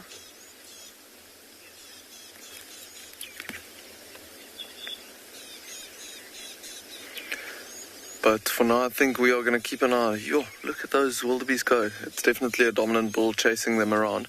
But for now, I think we're going to hang around here. We're going to see if we can maybe look what those alarm calls are for.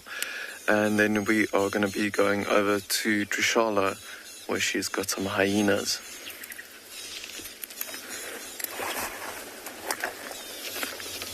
Good morning, everyone. It's so wonderful to be out. We've had some wonderful heavy rain, and now we're here at the den with Ribbon and her two cubs that cannot be seen because they're too close to the vehicle as usual. Hi, everyone. It's me, Tswalu, and I have Theo on camera with me.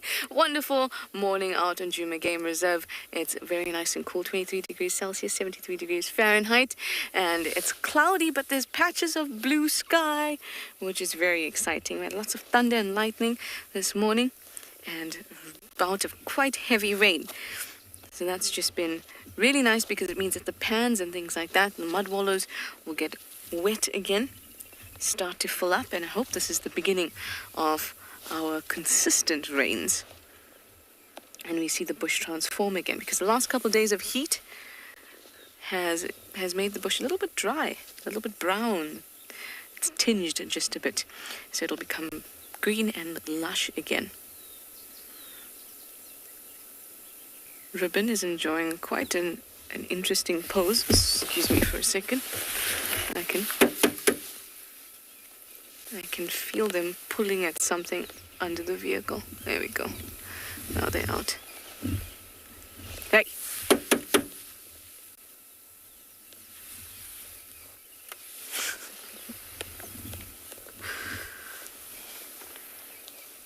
Aren't they wonderfully naughty, these things?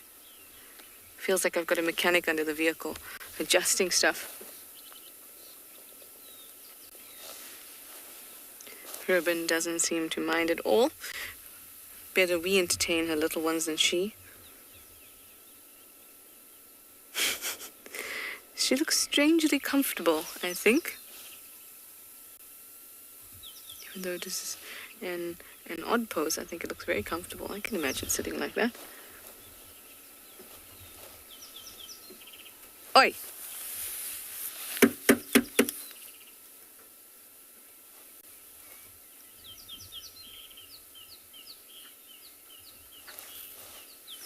Come out from under the car.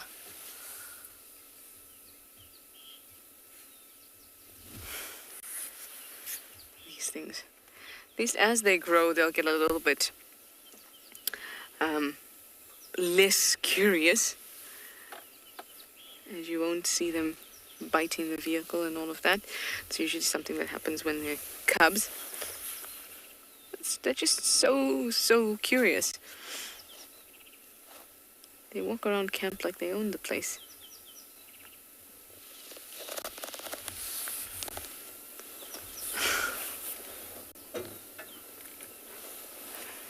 Come on, puppets.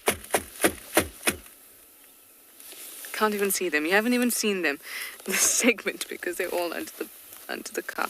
All right, I'm going to send you over to Deirdre and those wonderful meerkats, and hopefully these cubs will be out by the time you come back to me.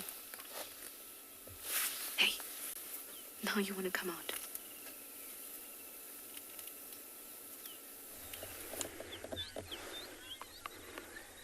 So there they are. We literally only about 300 meters to the south of where we were with the ostrich. So the meerkats, obviously, while Owen and I weren't watching yesterday, they snuck a little bit further to the south. Obviously, those jackals around and present last night were just too much for them. So they moved to another section of burrows. And we see that it is still the same four that we saw yesterday.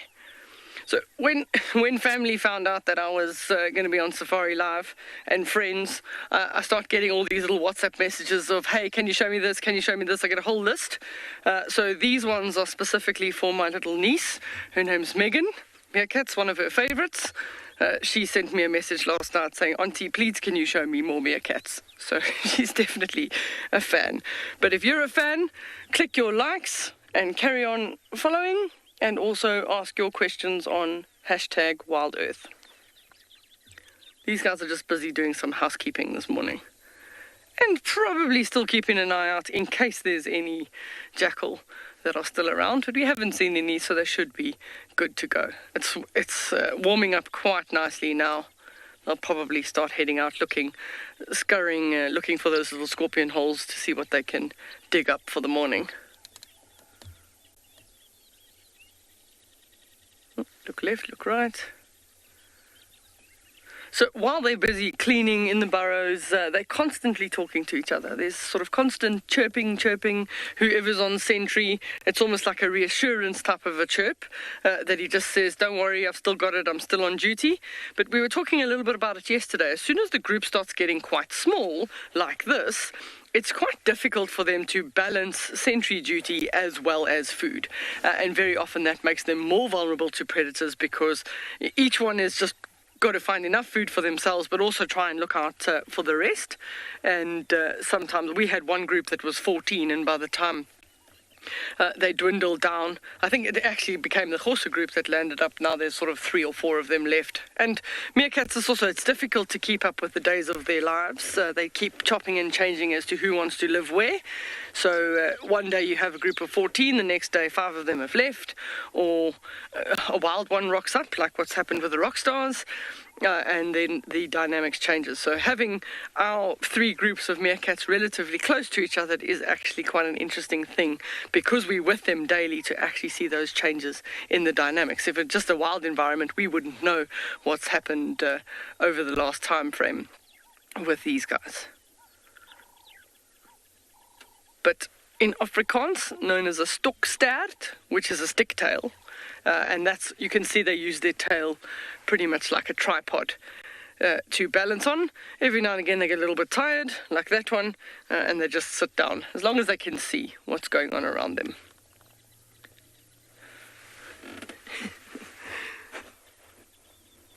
What a picture.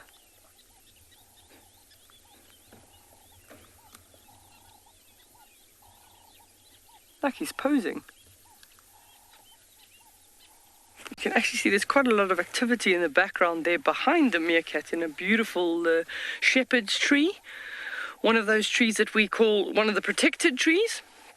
And you can see that a sociable weaver's nest has actually got too large for that tree, and a section has actually fallen down onto the ground. You can see the weavers still coming in and out. Sometimes the sunlight catches on their wings.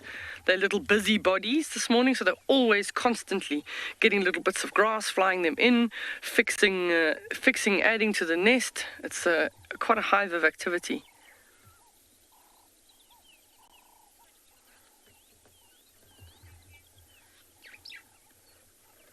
Absolutely beautiful morning. We're going to move on, see what we can find next.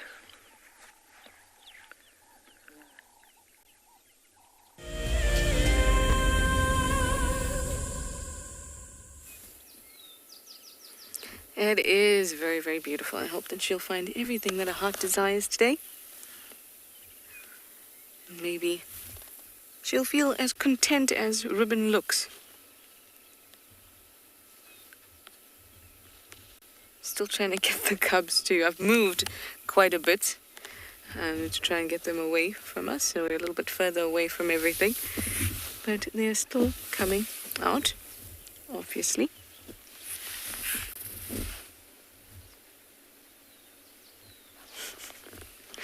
But the birds are chirping.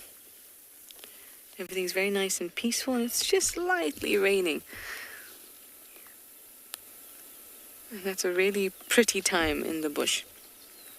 If we have a look here at this round leaf teak,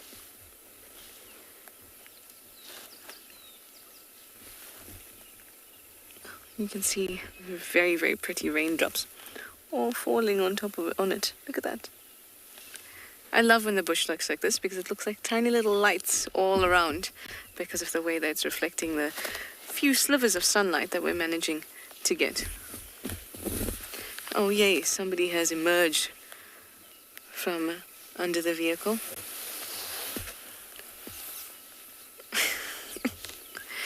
And a bit of anal pasting for the morning.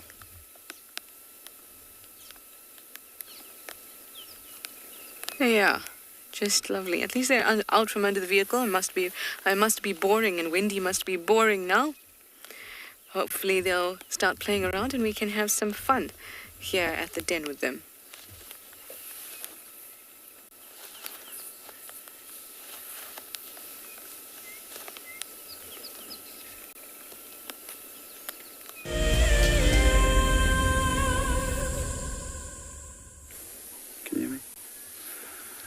Welcome back to And Beyond Ngala, everyone. Beacon and myself got very wet. There was a quick little burst of rain, but if you look around you can see the sun is out and it's started to clear up really nicely for us. We've changed our plan. We headed away from that carcass this morning. Didn't manage to pick up on any tracks of the lions. I think they might have headed west in a westerly direction, sort of out of Ngala's property. So we've tried to come into the east to see if maybe the tracks of the Birmingham Pride have crossed back in, and we've come across this very big elephant bull. Can you see how he's really dark in colour? And that's not because he's been wallowing and throwing water on himself like you saw yesterday with Dan pretty much all day. I think that is from the rain that has fallen all over him. And there's lots and lots of water around, and it's a little bit of a tricky view, but if you look carefully, listen, you might be able to hear him drinking. So even though there's lots of water around, this elephant bull has come down to the riverbed, and he's come into this area where there's quite a lot of reeds around, a couple wild date palms as well, and he's dug into the sand. We haven't had a good look at the hole yet, but I'm sure that he's dug quite deeply down there, and when he does dig, this riverbed's got quite a shallow water table, and the water sieves up through the sand. Nice, very nice, clean water. And this Eddie seems to be quite relaxed this morning. There were a couple more just over his back and to the right. They're not in, we can't see them right now. But these elephant bulls have been moving around for the last few days. We have seen this specific one. I'm hoping that he does come out into view. He's got a really nice set of tusks on him. And yeah, they've been feeding on the northern bank just behind us and moved down slowly into the riverbed. You can see how they've got quite a lot of mud on him as well. And I think that might be dry mud from yesterday when it was really hot, covering himself in the mud. And then the rain this morning has just given a bit of moisture to the skin. You can see the mud really starting to come through. See how his ears are flapping as well. It's not too hot this morning, so I think it might just be the fact that there's some insects bothering him, maybe a fly or two, just trying to flap them away. But amazing that you can hear it. Listen carefully. Hear him drinking again as well. And it's really important for these animals, and elephants in general will try and drink almost every day where there is water available. Not desperate for them to drink every day, but if there is water around, they will try and find it and drink it. And these elephants have known over history that this Timbavati riverbed has got that shallow water table that I was mentioning, so they really do enjoy coming and digging for water and drinking.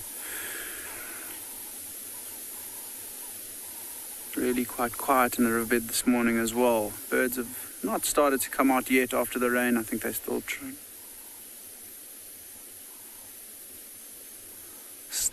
The bird's still trying to dry off a little bit, but while this elephant continues to drink here, hopefully he's going to move out for us into a clearer view. But in the meantime, we're going to send you over to Pinder with Deerbolt and a family of warthogs.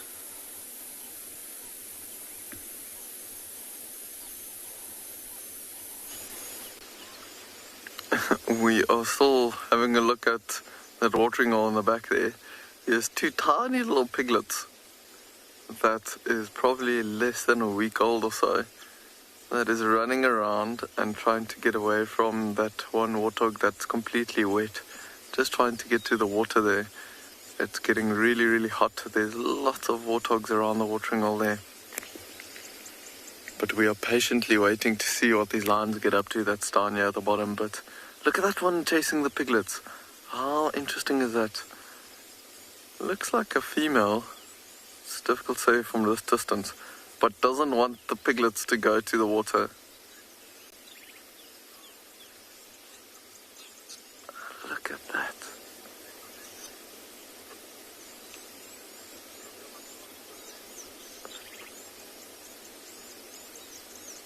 Oh, and the poor piglets just wants to get to some water or maybe to their mother. And there's some woolly neck stalks there in between the warthogs as well, also coming for some water. And there comes a herd of wildebeest walking in one straight line to the water as well. All the animals coming to the water before it gets too hot a little bit later.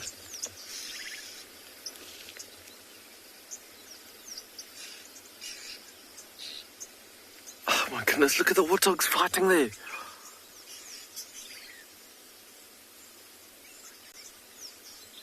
Wow. I think everyone's temperaments are a little bit high at the moment, with there being so little water around and there only being a little bit of muddy patches also for the warthogs to wallow in.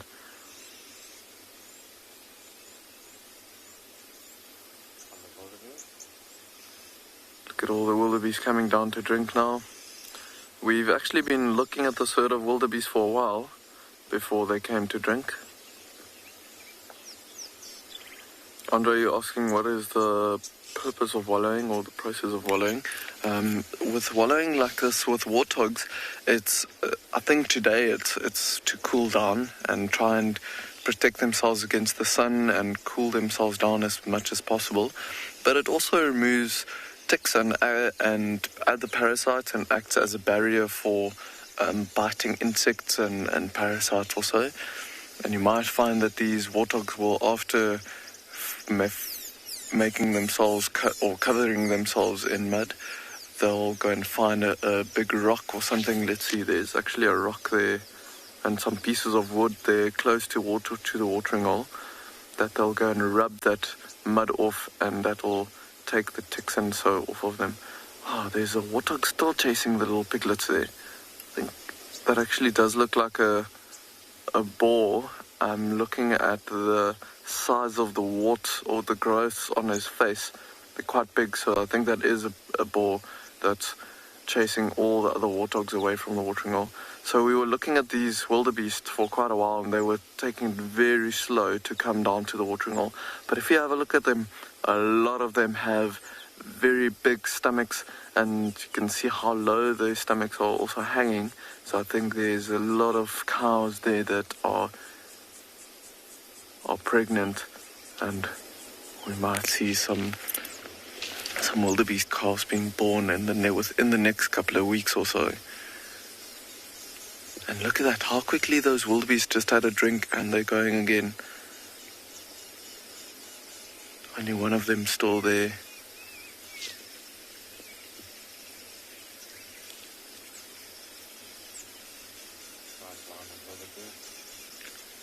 Yeah, the wildebeest starting to walk in their little line there on the game trail that they've probably been walking for years and years, going back to their grazing. Look at the one just trotting, trying to catch up with the rest.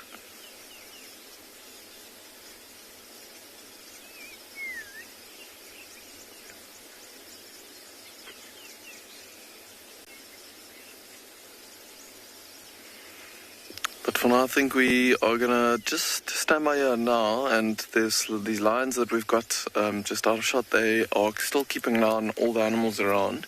We're hoping that we get lucky. But for now, you'll head over to DJ, where he's got some wildebeest that are also up to something.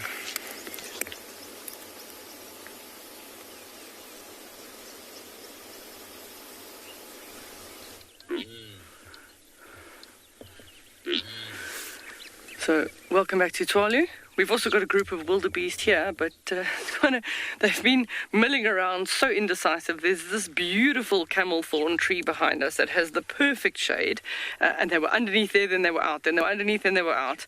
And this group has split off, and another 4 have gone the other way, and now the bull is betwixt and between, because he's trying to gather those 4 to come back and join the rest of the herd. So he's making all sorts of funny noises, and maybe if we pan right, Owen, he's going to collect them now. They're not paying attention, they're not wanting to be part of the group. He's trying to keep everybody together. It's one territorial bull of the 5 there, he's the one that's just popped out on the left-hand side. But he's called them, he's trying to herd them and say, hey, we're actually going this way. The group is moving this way. And, oh, we've got a little bit of argy-bargy on the left here. If you go to the ones on the road, there's a little bit, the little guy's getting picked on. You can see, they're obviously, oh, shame. So those, the youngsters with the different shaped horns, there's sort of 3 in the middle, they're about 10 months old.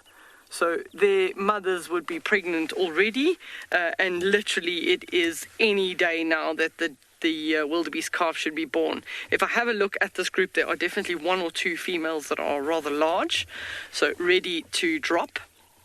But we also we've come out of a very dry year, so not necessarily all of them would be successful in having fallen pregnant in that time frame. You look at them all at the tree, they're rubbing their heads. So they do have a gland on their face called a preorbital gland. It's like a little bare patch just below the eye, and every now and again they smell on the base of the tree and rub their heads. That's more typical for the bull to do, to mark his territory. He's running back and forth. He can't decide. He's trying to go and fetch the other 4 to tell them that, no, we want to go this way.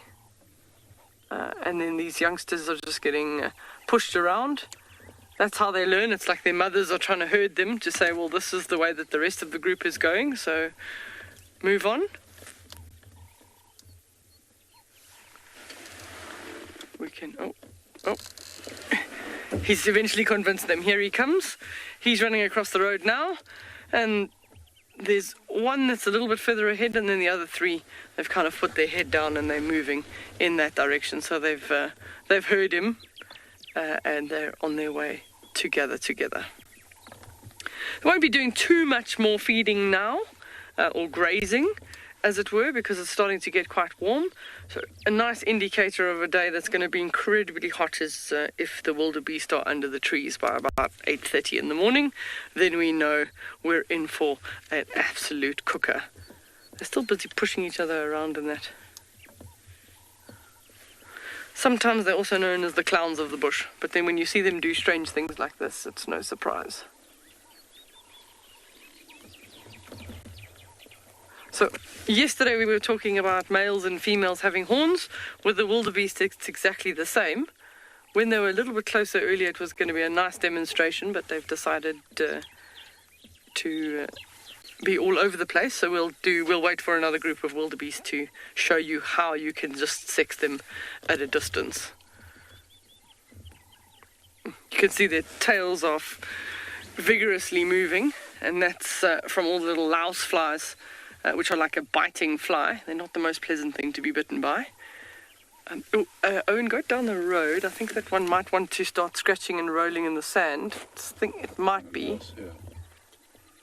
Sometimes if they're in the sandy patch, they dig with their hooves. They decide that they want to roll in the sand. I think those 2 are trying to escape. Yeah. They keep looking to see where the bull is, and then they're trying to sneak away. So outside of the breeding season, then the females can be away from the males, and the males will be territorial on their own. So sometimes you'll find just groups of females, no territorial male. Sometimes you'll find a territorial male just by himself, and he'll be defending his territory. And then as soon as the females move in, he's trying to keep them all with him within his territory, obviously, because now if they're ready to calve within a short time frame, by next sort of couple of months, they'd be ready for breeding again. So will they be successful? They can have a calf every year. Oh, he's got them all running now, so he's got them all going in the right direction. Good job.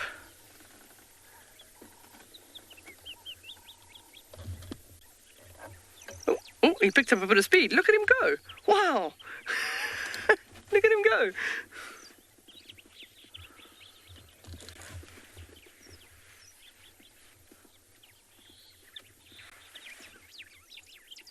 Somebody's got some energy. Somebody ate their jungle oats for breakfast. Oh, he's chasing, so he's bringing somebody around from the top. Obviously, another female that decided she was heading in another direction. He's herding her back to the group. Must be tough for this guy. He's got so many ladies to keep up after he's chasing them around all over the place.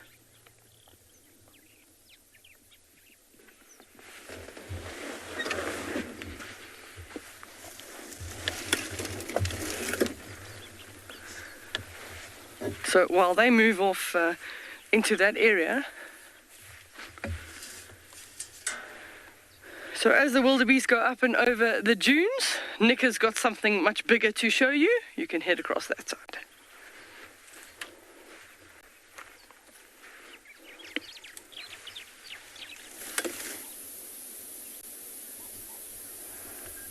So welcome back to And Beyond Ngale, everyone, and we have stuck around with this elephant. He has now moved from the left-hand side of the road and the river to the right-hand side, so we still don't have an excellent view of him.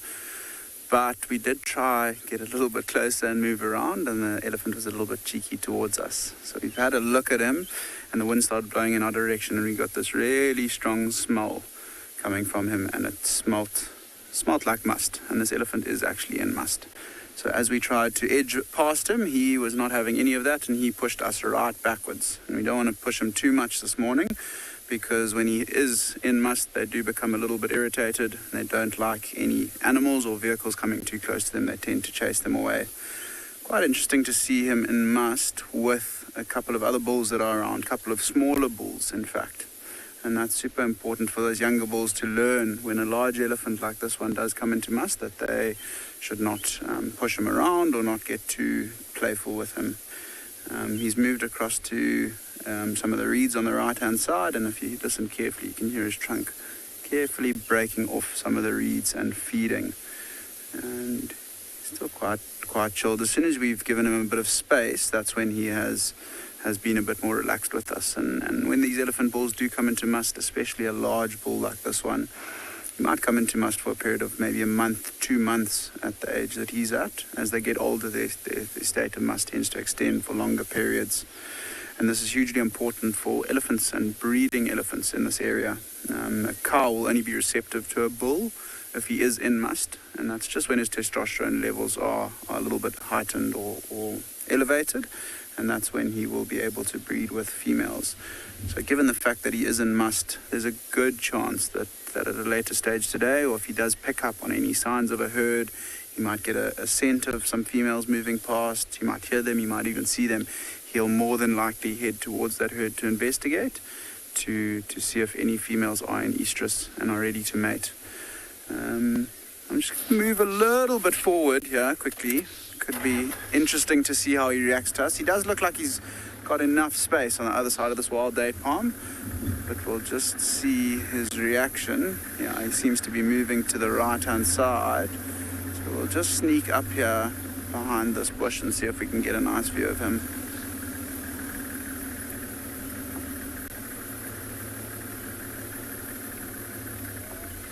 There's a bit of a better view from this angle.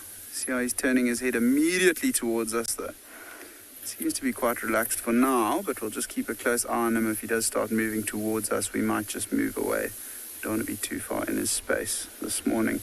You can see just starting to pop through the reeds there are those beautiful tusks of him. He's got a really nice set of tusks on him. Oh, here he comes. It's been a bit of a game of cat and mouse this morning with him. We try and get a nice view of him, and then he starts to push us away a little bit. And it's not only vehicles that elephant bulls in must will get irritated with. Pretty much anything. Spur fowls, francolins, impala, anything that's around he'll chase. And now BK, if you zoom in on his back legs, it was a little bit difficult to pick up on earlier because he is so wet from the rain. But you can see how that fluid is running down his back legs. Oh, and then he's dropping some dung as well whilst moving. And that liquid pours out of his penis sheath and then dribbles down his leg. And the easiest way to pick up on that is obviously to look and see if his legs are a little bit wet. However, this morning, that whole leg is wet from the rain. So it's not as easy to pick up on the fact that he was in must. And then what BK and myself smelt was actually what got our attention towards that. Starting to move, sending you over to Juma for a quick link.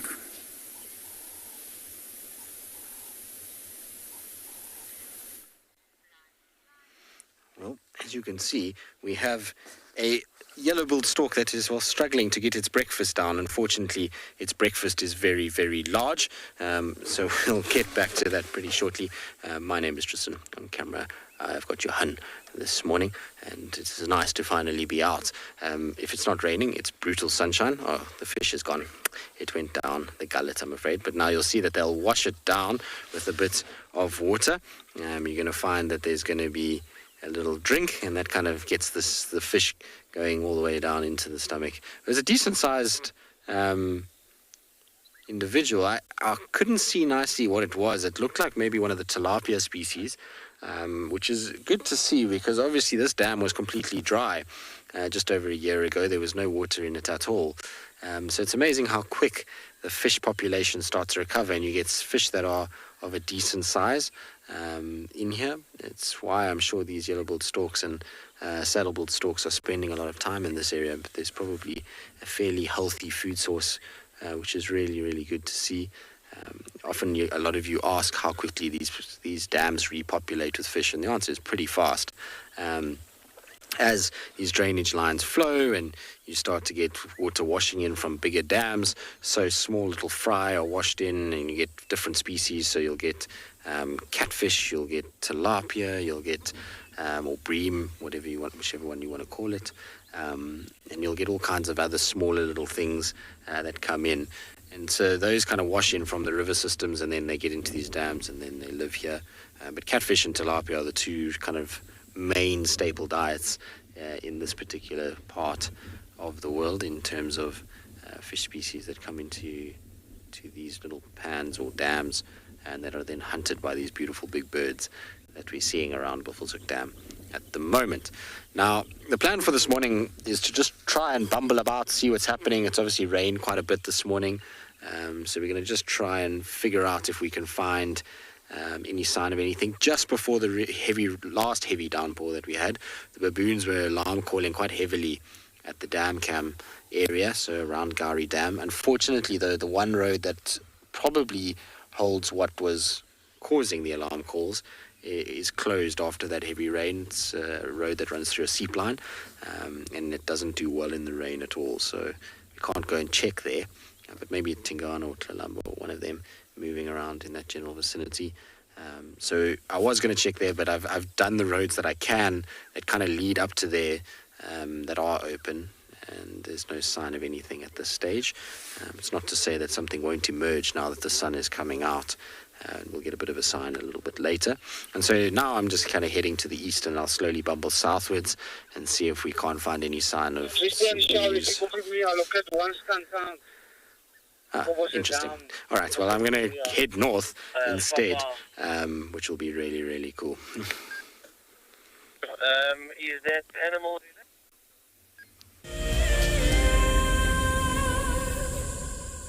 Join us around the fire as we have our very first Wild Earth Explorers Fireside Chat. And what that means is that if you are an explorer, we're inviting you to come and join us so we can chat about the greatest highlights of 2020. We will be chatting about our favorite characters and what they have been up to during the course of this year. And if you would like to join us, head over to our Explorers page and subscribe. Don't miss out. This Fireside Chat will be on the 13th of December at 7:30 p.m. Central African Time, straight after Sunset Safari.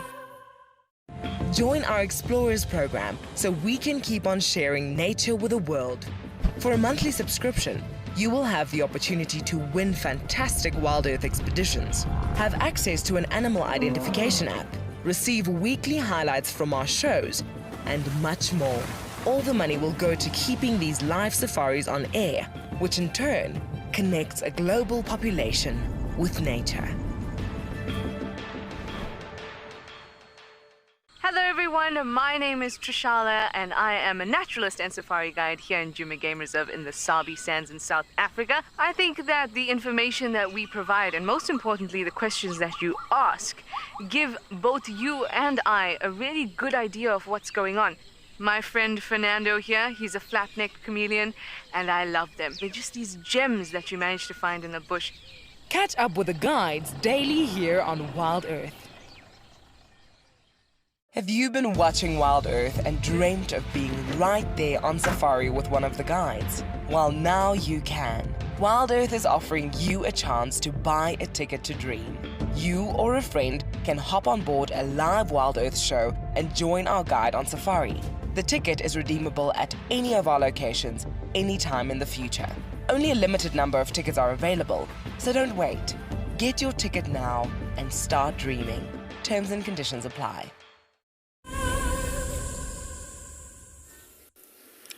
We've just been relaxing here at the den with these three. Not much else has happened, and now the two of Ribbon's cubs are just chilling out too. My car is far less interesting than it was. There's this cute little guy just in front of us. You have a bit of a relaxing session in the shade. Oh, look at that.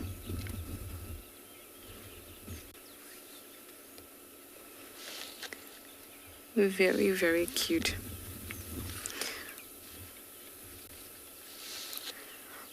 Well, down here I see some hyena scat. I hope we'll be able to see it. It's just off down here. White little blotches.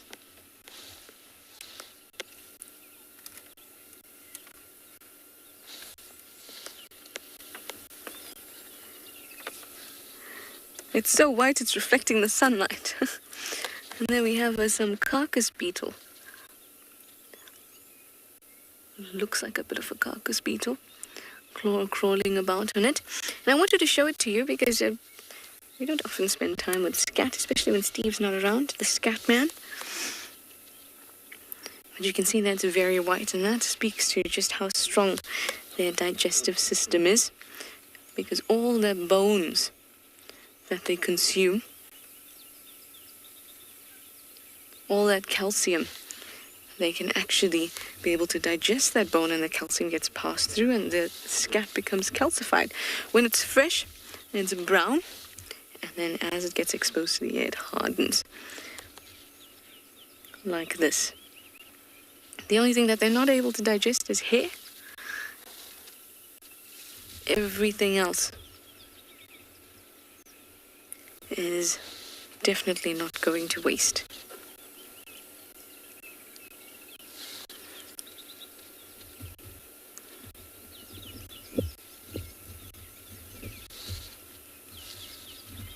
They're so important to the ecosystem because they clean up. And they make sure that everything is put to good use. And so we've always spoken about how every animal has a role.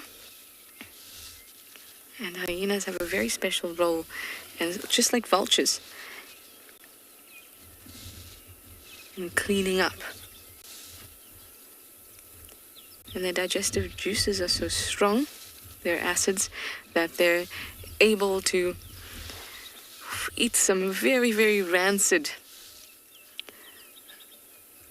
carrion and leftovers.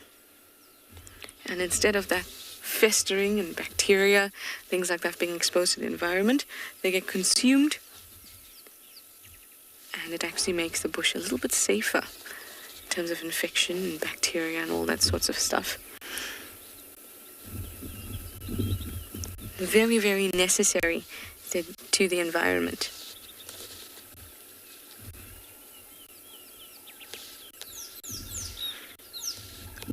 The sun's popping out quite nicely now, so everyone's going to get a little bit drier.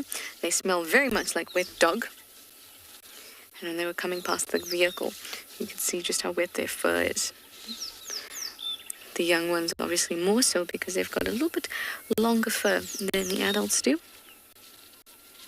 And quite shaggy and fluffy.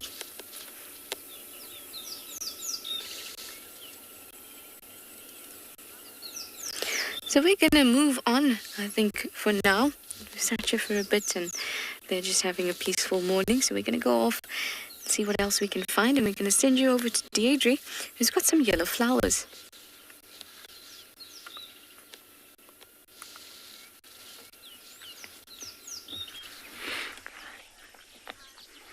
So we finally found an Eland Bean with some flowers. So Owen's busy zoomed in on that. Beautiful, beautiful flowers. Very, very limited scent, but that bright yellow color will attract mostly sort of insects and flies. I don't know if there's too much of a nectar reward, but it's more also about the color reward, so that it can be visually seen from a distance. You may also find that there's actually a ground insect. It makes sense to me. I don't know exactly. I haven't read it in a book, but it makes sense to me that there's potentially a ground insect that would move around and potentially pollinate these, because all of the flowers are based low down on the stem and not high up for being sort of pushed around or being pollinated by the wind. So that is quite interesting. And then there is another yellow flower that we've got here that we found, which I know the viewers that have been regular with the Kalahari know that we've got this unique tree called a grey camel thorn, which is where I am now, and also nice bright yellow flowers. They're known as globose, is what type of flower that they are, and also bright yellow in order to visually attract insects. So wouldn't worry too much about sending out a smell, but rather color visual. But the interesting thing about the camel thorn, I'm going to try it. Hopefully you can see lots of spikes or thorns. So let me see. This is generally very flexible. So that is exactly what the giraffe would do. You see how those thorns fold? Ow, it's not so easy as it normally is. You generally have to pick a branch that's got slightly softer thorns, and it's relatively easy. I can try this one. I can see that they're little yellow. So you just see how those thorns easily fold. My hands are fine, but very flexy thorns. And generally, if you start as a browser, if I was a giraffe, Dan tried to be a bit of a giraffe yesterday, so I'm not going to eat these. They're definitely not going to be palatable to my taste. But if you're a browser and you come along here and you start feeding and feeding and feeding, so that tree feels like it's being attacked, and it starts increasing the chemical compounds in the leaves, which we know as tannins, and start making themselves taste quite bitter. At the same time as that tree is being attacked, it sends the pheromones on the wind and tells other trees of the same species that there's a predator in the area, and they must also increase their tannin content in their leaves. I know the regulars have heard that story many, many times. But this is an absolute favorite for giraffe and black rhino, even kudu, any one of the browsers. But just beautiful. But you can clearly see we also have a hybrid species between the grey camel thorn and the normal camel thorn, and the difference there is the leaves and the seed pods. We're going to send you over to Dierwald that does actually have an animal. He's got a rhino, but whether it's black or white, I don't know. We'll send you there.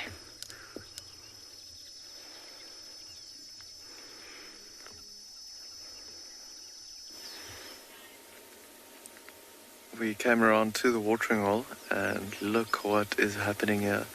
Look at these two young white rhino bulls coming, and just everyone making way for them to come have a drink. How incredible is that?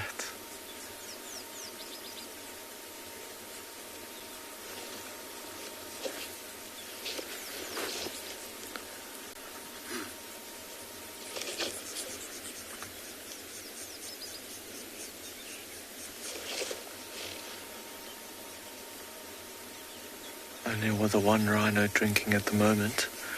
Lots of warthogs around here coming for the mud and the water. But look at all the animals just waiting for those rhinos to have a drink before they go and have a drink. I think these wildebeests are actually alarm calling, maybe towards the lions that we heard earlier that was lying right out in the open. But it's difficult to say for sure. These two white rhinos have not been at water or watering hole this morning by the looks of things. Just looking at how dry they are, there's no new mud or anything on them. Maybe if we're a little bit patient, we might see them come and wallow in the water and muddy parts here close to us. There's a warthog right in the water there, and looks like all the other warthogs are also coming to cool down. Look at that. rolling around.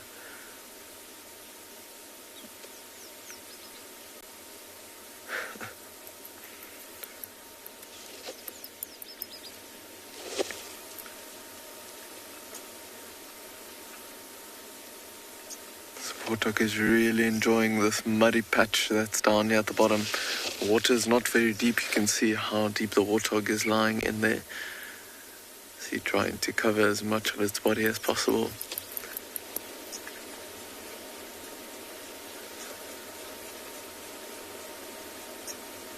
Another warthog there lying down in the water on the right.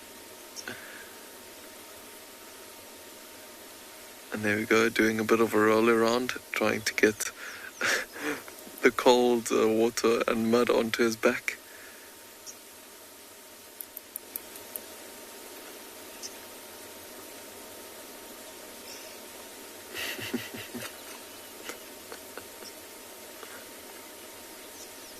Nothing looks quite as satisfying as a warthog covering his whole body with mud.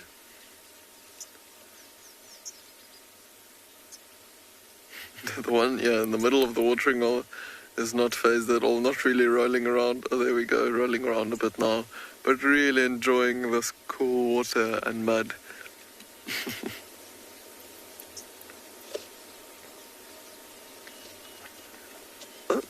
The tail's up and moving a little bit away. So any change in the wind or any funny sounds around this watering hole, all the animals will be a little bit nervous. I can even every now and then see some red-breasted swallows coming in for a gulp of water as well. You might see them come across every now and then. Oh, that one's nice and muddy now. Might have had enough.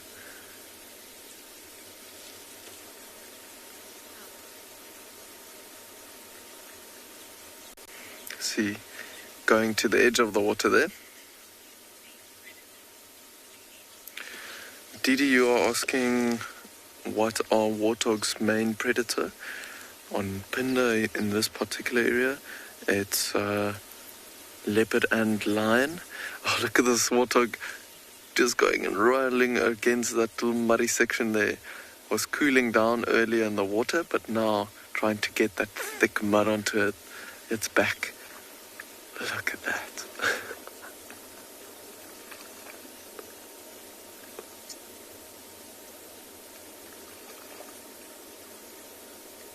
Rubbing his bum into the mud as well. Let's see how he's like using the little bit of like a wall there to rub up against it as well and get the sand and dirt stuck onto his wet body.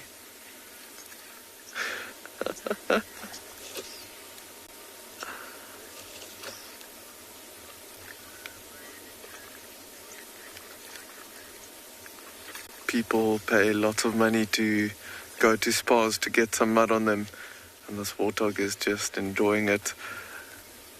The original mud bathers.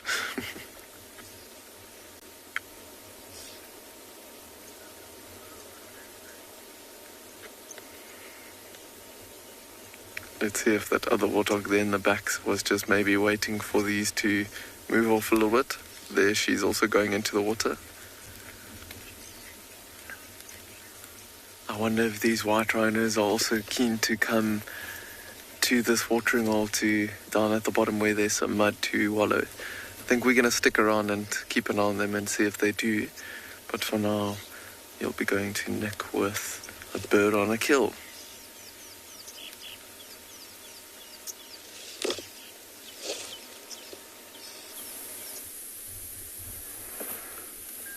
So welcome back to And Beyond Ngala, everyone, and I hear you enjoying a nice sighting with Dewalt and some warthogs at Pinder. We've come across a really interesting bird at first that was on the road, and it flew off into that magic quarry bush. If you have a look carefully on its bill, you'll see it's thrashing it from side to side. It's got really a long insect inside its mouth, and it is a centipede. quite a large specimen as well at that. And you can see how this hornbill's being very cautious and there it is off, but being very cautious with the centipede in its bill, moving it from side to side. It was actually beating it against that branch for a stage at Wall. And that centipede that it had in its mouth is quite a venomous insect or animal. And it's got quite a toxic sting on the back of it that can really, really hurt a human and a bird as well. So it's super interesting to see how the hornbill managed to catch it and fly over there. And this time of year as well, with the hornbills, they are starting to breed and starting to create their nests. And I saw yesterday, I think it was Tristan at Juma with the hornbill nest, showing how the female gets closed into a hole. And I wonder if that male hasn't caught that centipede this morning, beating it, trying to kill it, and potentially where it flew off now. I don't think it was from us. I think it might be moving off to another area, maybe towards the nesting site of the pair of hornbills. Quite an interesting bird. We've got quite a few of them around, so not rare to see the bird, but super interesting to see it with that large centipede in its mouth. Other species that we get here being the southern red-billed hornbill, much more of a digging hornbill. It's got a sharper bill. I don't know if you saw that yellow-billed hornbill's bill, quite a conical shape, quite a large bill, and they feed mainly on insects and all kinds of insects, small reptiles, and also fruits and seeds from time to time. And you can see now the sun has really started to come out at Ngala, so the birds are out to play as well. And that's lovely for us this morning. It's been quite a slow morning. Tracks and signs, looking for the leopards and the lions that I mentioned earlier. I think with that rain that came over, a lot of rain on the road that's washed away most of the tracks from last night. So we're just going to keep driving around Ngala looking for anything fresh, any fresh signs, maybe a leopard or lion that's got active after the rain. During that rainstorm, BK and myself headed back to camp for a little while, and I'm sure the leopards and lions were tucked away under a bush trying to avoid the rain, and now that the sun has come out, they might be moving around again looking for a nice spot to lie up for the day. We did find another herd of elephants as well, but they moved off into the thick bush around us, and I think that might be where that elephant bull that we had earlier was heading. He sort of took a turn and headed up onto the northern bank, and we left him because he was giving us a little bit of trouble from time to time, and BK wasn't too keen to spend time with him. But yeah, really beautiful day, and you can see the clouds are pretty much all around us at the moment. The northern side a little bit bluer, and there's blue sky right above us. Sorry, BK, it's a bit hard to get that on camera. But there are clouds moving all the way around Ngala, with pretty much just the sun shining through on us where we are. So I don't know what the weather's like at Juma. If it's cleared up there, I did hear that they are out. I'm sure the rain has stopped, but really starting to become quite a beautiful day, and I'm sure it's going to heat up quite a lot today. It might even become rather humid with this cloud cover around and the fact that there was rain. I'm sure that means that most of the animals already, they didn't have much time to move around this morning with the rain, but most of the predators will start looking for a place to rest up for the day, and the animals like impalas and wildebeest and zebra will probably be moving in towards more open areas where there's nice grass for them to feed on. I think what we're going to do is we're just going to keep driving along sort of back towards the central parts of the reserve and see what we can find. There hasn't been too much around this morning, but hopefully we get lucky and come across something while driving. So I think what we're going to do is we're going to keep heading and see what else we can find this morning. The area we're in now, there's quite a nice little drainage line just in front of us that I think we might just check up in a northerly direction. Maybe if we're very lucky, tracks of a leopard crossing, which would be ideal. We can maybe then see where the leopard's gone and try and follow it. There's a female leopard that lives in this area who has a youngster, and she is about 2 years old now, just under 2 years old. So we have been hearing the mom rasping every now and then, but I think what we're going to do is we're going to send you over to Deerwold while we continue our search this morning.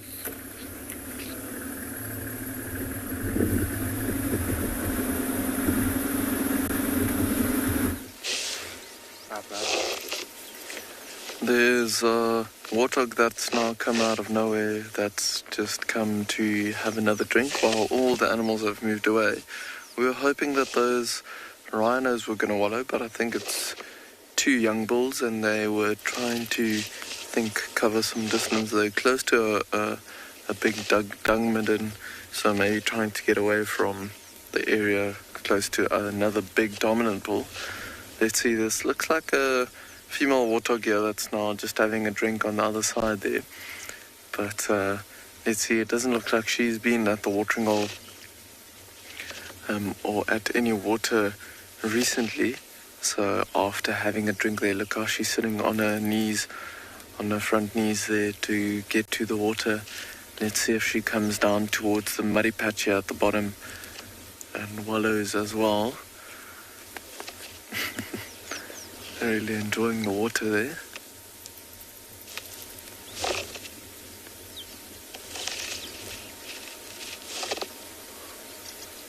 This watering hole has been very, very productive. You can actually see another warthog coming further back down to the water as well. You can imagine why, well, it's easy to see why these lions have been hanging around this watering hole for the last week or so. So many animals that are dependent on the small watering hole, as all the others have dried up through the winter. Hopefully it rains a lot in the coming months and we have some more watering holes popping up everywhere.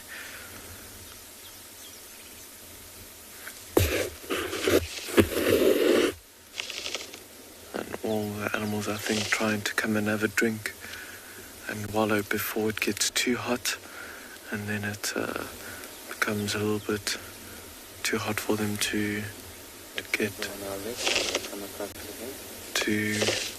come to the water. There's some zebras on the way to the watering hole as well.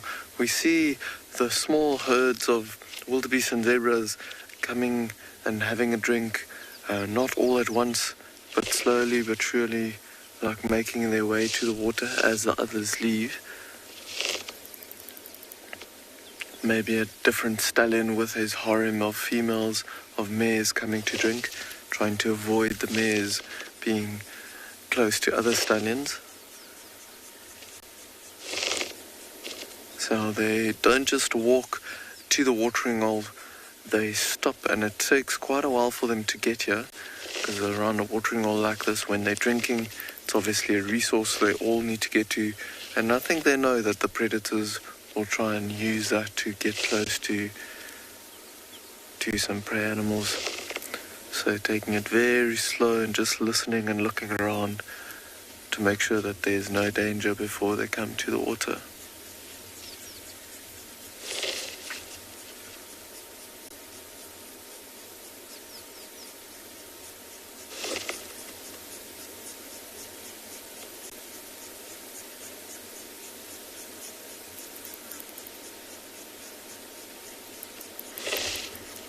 There's now a second warthog that's also come to join at the watering hole. It looks like a boar.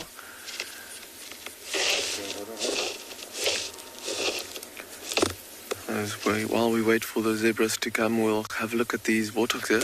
And if you have a look at the faces of these warthogs, see this one that's just walking around. She's got a very small wart on her side of her face, and you can see her teeth hanging down, so it looks like a pregnant female. And then if you look at the one that in the back, directly behind her, look at the warts on the face. Nice big warts sticking out there with big tusks. So that is a boar on that side. And I think they're both slowly coming down to the water here to have a wallow, but also taking it very slow, keeping an eye out for any predators. There she goes, straight into the water. Look at that. Pushing a snout in, trying to figure out where the nice muddy sections are.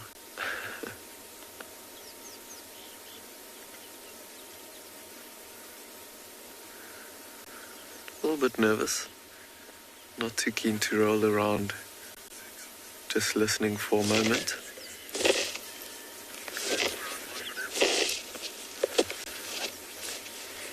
That boar has moved off to some warthogs in the back there, but this female, she is happy to roll around in the mud a bit, trying to cool herself down.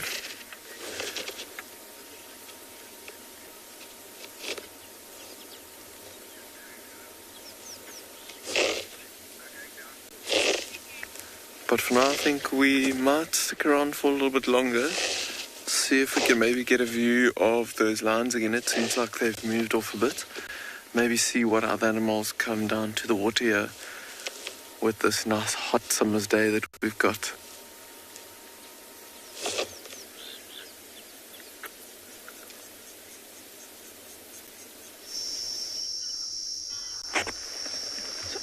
Back at Tswalu Kalahari, we've just said that the wildebeest only like to sleep under the trees at 8:30 if it's going to be a hot day, and this, I say gemsbok or oryx, has decided that 8 o'clock he's already ready to have his midday nap. So he was standing there a couple of minutes and looking around. It's you'd think with much larger trees around, why wouldn't you choose that, and why would you choose this little tiny little bush that's providing a bit of shade? He's put himself there so that he can constantly watch for predators, but often under the large camel thorn trees there's actually it's like a type of a tick called a tampan. And as soon as the animals lie down there, then the tampans crawl up and all over them. So they often would prefer to actually just lie right next to a little, either a 3-thorn or a grevia, and there's enough shade there. He's happy in the shade and he can just glance around. He's in a nice open area, so unlikely that a predator could catch him by surprise. And a gemsbok is one of those animals, because they can't afford to use too much energy in the heat of the day, that actually tend to stand their ground more than choosing to run. So a predator would get relatively close to a gemsbok before it actually made the choice to run away. It would obviously stand up if it saw a predator to be ready to run. Lying down and waiting for the predator to pounce on you would be a bit silly, but they'll stand up, face the danger, and then at a certain point make the decision, okay, I need to move, because that movement costs energy also in the heat, which they can't necessarily afford to lose. So they often will stand and wait and only move off at the last minute. I mean, I'm feeling it quite now. I mean, it was supposed to only be like 14 degrees this morning, but I think it's already at least double that at the moment. We're probably close to 28, 30 degrees by now. So he'll spend the majority of the day there in the shade, and late afternoon, when it starts getting a little bit cooler, he'll start going out grazing. So he'll be a territorial area. We did pass a herd with some females and youngsters, but they decided to go up and over the dune, so out of the visual of the camera. So they were within his area, and there are some youngsters around at the moment, which is also quite nice. Hopefully we can find you one of those. See, also just moving his ears every now and again. That'll also be those louse flies that are painful. Even with us, if we get bitten by one of those louse flies, it's incredibly painful. It leaves a nice little red welt if you don't get them off you in the meantime. So our plan is to carry on down the Dune Street and follow up. We have got an update. We're hoping to get to the area. It's still a little bit of driving time to get to the area to have an update. We're going to keep it a secret, because I don't know if we're going to get there on time.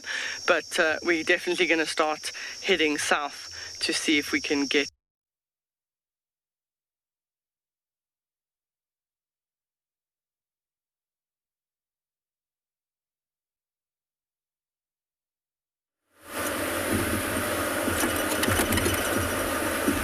Sorry about that, guys. I'm sure we'll get Tswalu and Deidre back in no time. There have been reports of, or at least tracks of wild dogs in the northeastern corner near Vulture Dam, so that's where we're headed at the moment.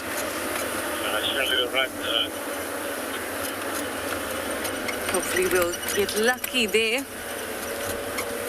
I think we'll keep our pulls towards the dam.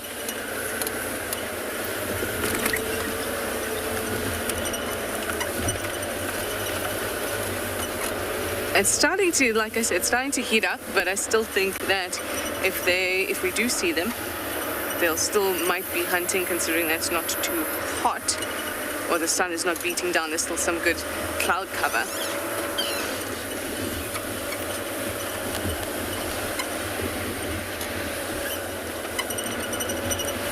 I haven't seen any tracks for them on the side, so I'm hoping that they're kind of sitting at Vulture Dam.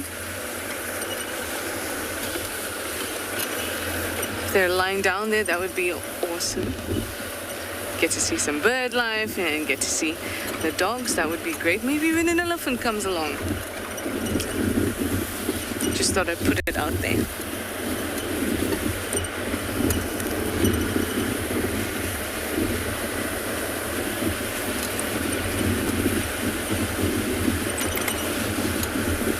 And the hippos. Don't forget the hippos. I always like this road. This is Hippo Pools Road. It's to the east of Buffelshoek Dam, southeast of Buffelshoek Dam. But you get quite a nice reveal as we drive. So look in patches of shade towards Buffelshoek Dam. So we're almost there. And where the rain, the ground becomes quite hard and compacted. It's not sandy, so it's much more difficult to see tracks.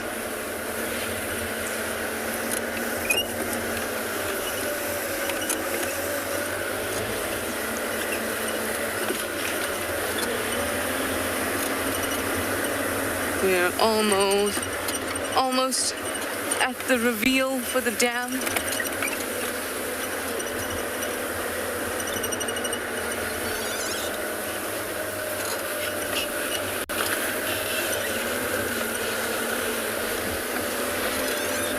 Makes me excited, guys. Well, while we take this turn and almost at the dam, I'll remind you guys that exciting stuff is happening. So why don't you go over to our website, wildearth.tv/explorers, and see what's going on, how you can get involved. Ooh, a bit muddy there. Look, there it is.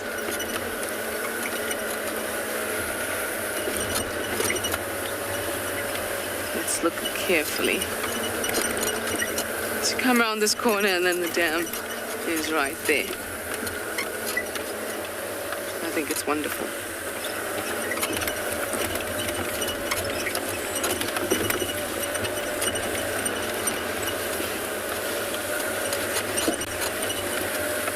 There have been a number of times you just drive through like this and just see a leopard sitting on the dam wall.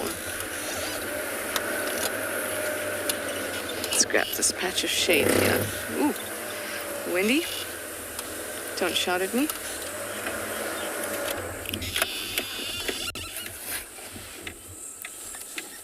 Very nice. We're going to pull out the binoculars to have a look, see if we see any dogs sitting in the shade. We have a really nice yellow bull stalks on this dead tree. Two of them. Remember when we first saw them, it was just one, and we spoke about how they're usually found in pairs, but they can be found singly. Obviously, this one has found its pair.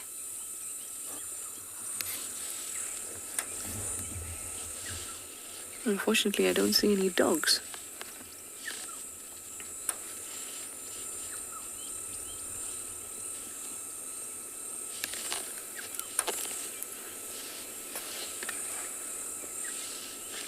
I'm just going to drive over onto the dam wall and around and see if we pick up on anything. But I'll send you over to Deer Vault in the meantime. He's got some zebra grazing.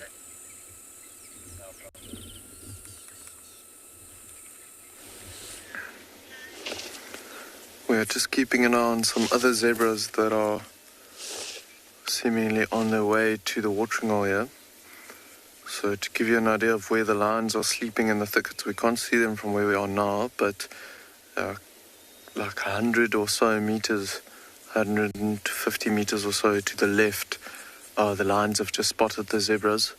One of them is sitting up right now, and there is a tiny little foal with all these zebras there. So we're just keeping an eye on and see what's going to happen here. The wind is blowing. It seems like the scent of those lions straight onto the zebras. But I think the need for water, these zebras are risking it and just going and walking through this open clearing here at the bottom.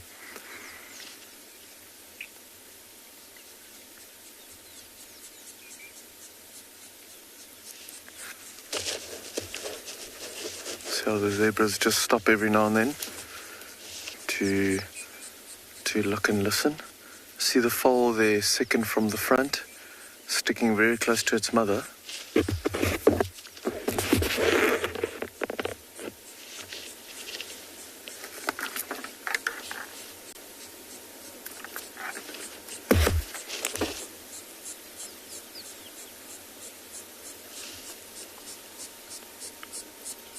The lion is still sitting upright, but her ears are down.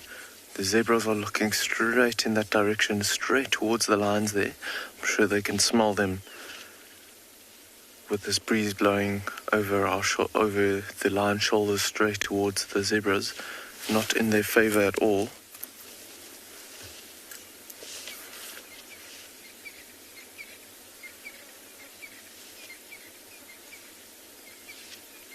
So there's way too much open space between the lions and the zebras at the moment. They will they'll never be able to catch the zebras at this distance. They need the zebras to come much, much closer.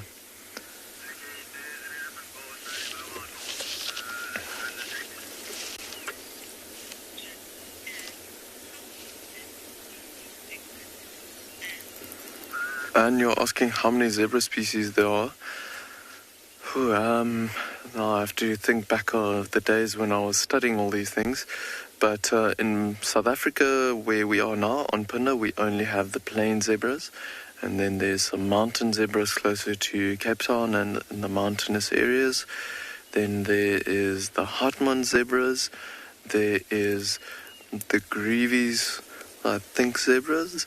That's also another species, but the most common species that you've got is the plains zebra. Those are also the ones that occur in East Africa that go through all the migrations and so on. Yeah, the zebras are just stopping for a moment, looking straight at the lions again. They're closing the gap a little bit, much closer than what they were earlier. The lioness is slowly moving down, trying to make herself disappear behind the small bushes there. Look at the zebras walking with their heads down.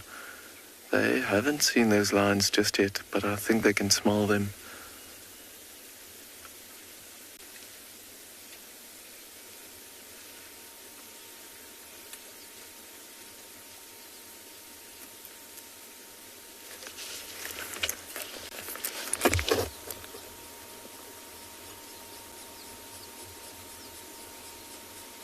Looks like the lioness is poising, ready to go.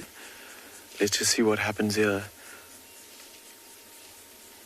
See the foal sticking really close to its mother there. One of the zebra, the female with the foal, looking straight towards the lions. No, it just kept on walking.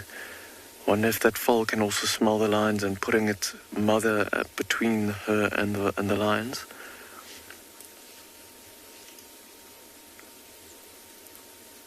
Let's see what this lioness does.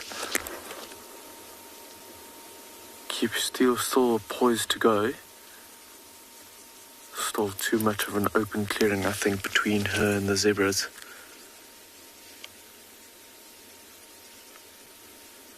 This lioness is very, very patient.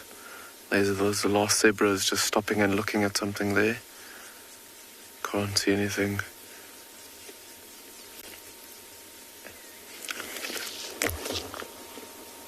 Lioness is just looking in this direction now towards the zebra still, but picking her ears up a little bit.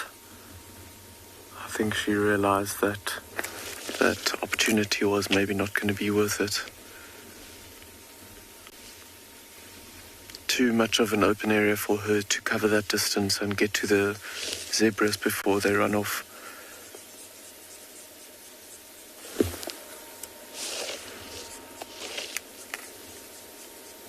Yeah, I think the jig is up and that lioness has lost interest. You can see her ears and the way that she's looking at these zebras. She's not too interested anymore. But while we have been looking at these zebras and lions, behind us there's actually a giraffe that's busy drinking and probably wondering what we are looking at. Let's see if we can come around. And we'll see, there's actually a whole journey of giraffe and even some buffalo on their way to the watering hole here as well. But look at this, there's a giraffe bull drinking right here next to us.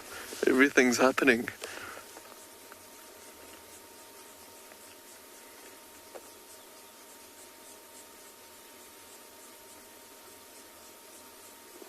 Female lion's on the move. Oh yeah, the lioness is on the move. She's actually trotting. I'm going to go back to the lion just to keep an eye on them. She just picked up the pace a little bit, and she's right out in the open now.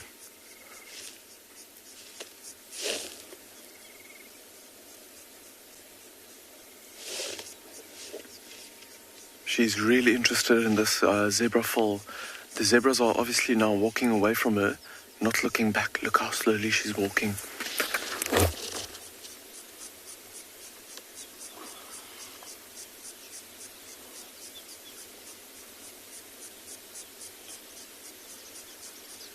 So she stops every now and then, waiting for the zebras to keep on going, keeping her head nice and low.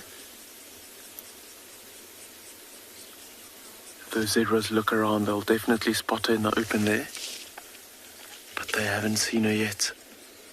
She might use this little hill that's here in front of us as cover, and there's some longer grass there as well. Oh my goodness, everything's happening. I don't know where to look. The lioness is stalking here in front of us, and there's a herd of buffalo and the giraffes drinking behind us as well. I don't know if you can hear the water. Okay, this lioness is still stalking. Hear the water as the buffalo are moving into the watering hole. One of the zebras have just looked around towards the lion there.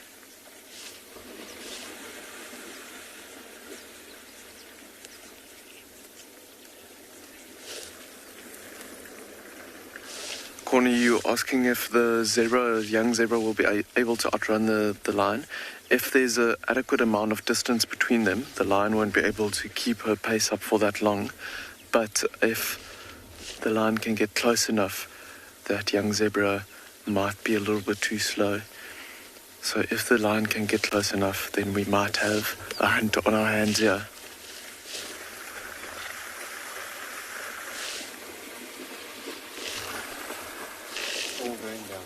Everything's going down here at the moment. I'm sure you can hear the water here behind us as the buffalo have come into the water.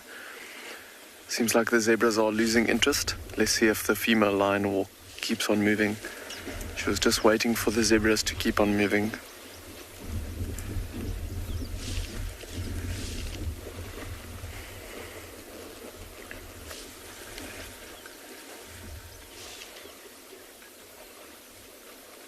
This lioness is super patient, waiting for the right moment.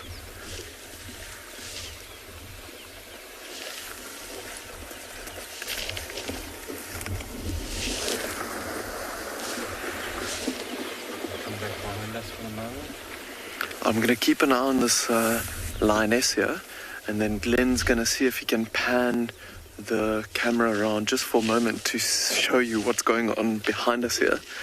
So I'm going to keep on looking towards the lioness there and keep an eye on them. But look at this herd of buffalo that is absolutely enjoying the water. Once this lioness starts stalking again, then we'll come back onto her.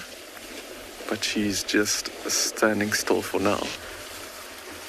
Look at the tiny buffalo calf that's here in the water as well, with the red-billed oxpecker just flying off of it. Doesn't even have proper horns yet. You can just see the little horns starting to grow there.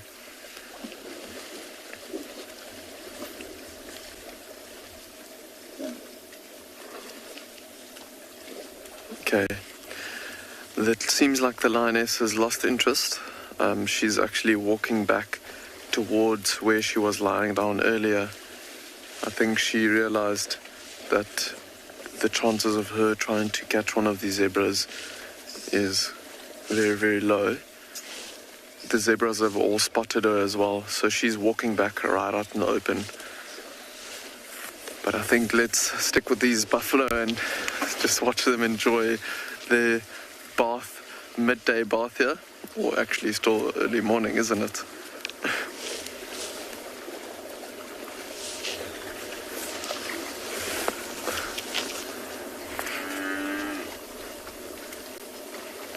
Look at that youngster sticking really close to its mom. There's a big bull coming here to drink. And have a look at the coloration of this bull's horns. He's been scratching himself. Look at that. Oh my goodness.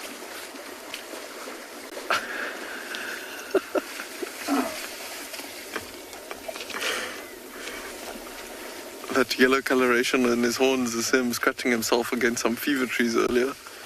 But now he's really going to town to that piece of dirt there.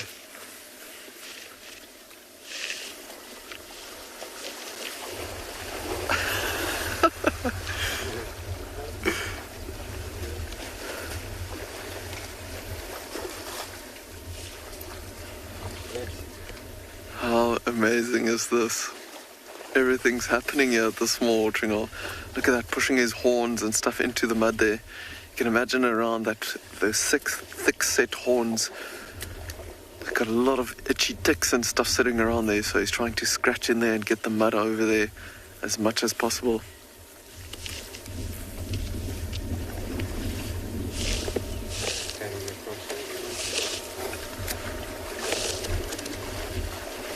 The whole herd is basically in the water. The giraffes are patiently waiting for their turn to come have a drink.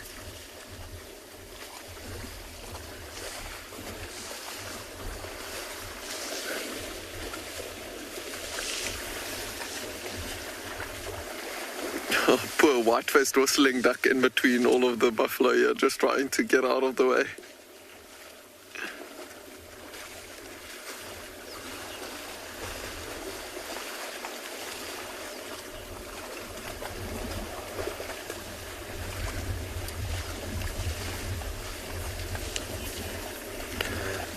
But for now, I think Glenn and I are gonna just sit here and enjoy all the mud wallowing that's happening here and keep an eye on these giraffes and see if they want to come down for a drink.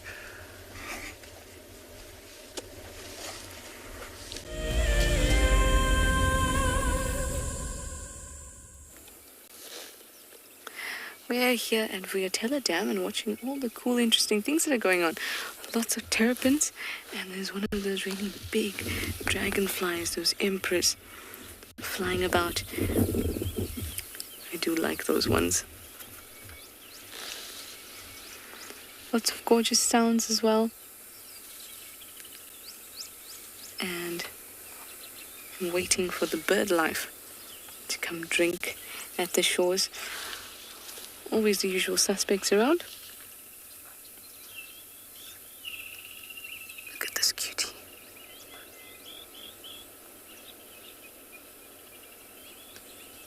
Hello, dear student.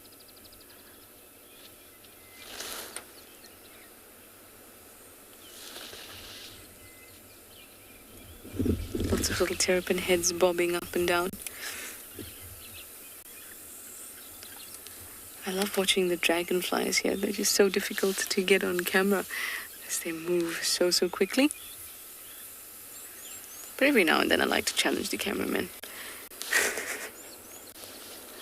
What do you think, Theo?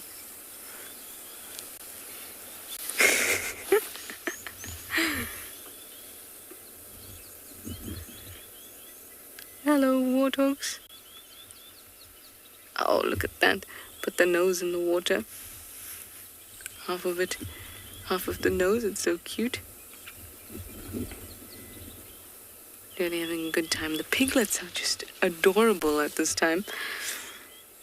Lots of things are going on at the dam. Always nice to just appreciate it for a little bit.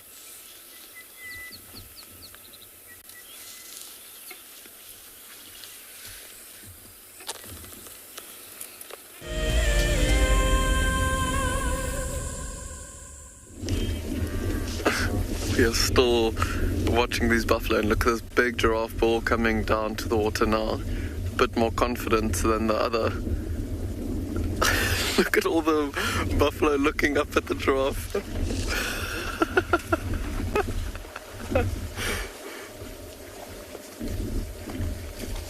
It seems like they've all got a healthy respect for each other.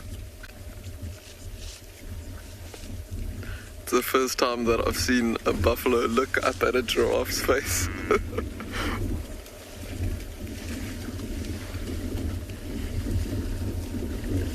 Seeing these buffalo enjoy this water makes me so happy.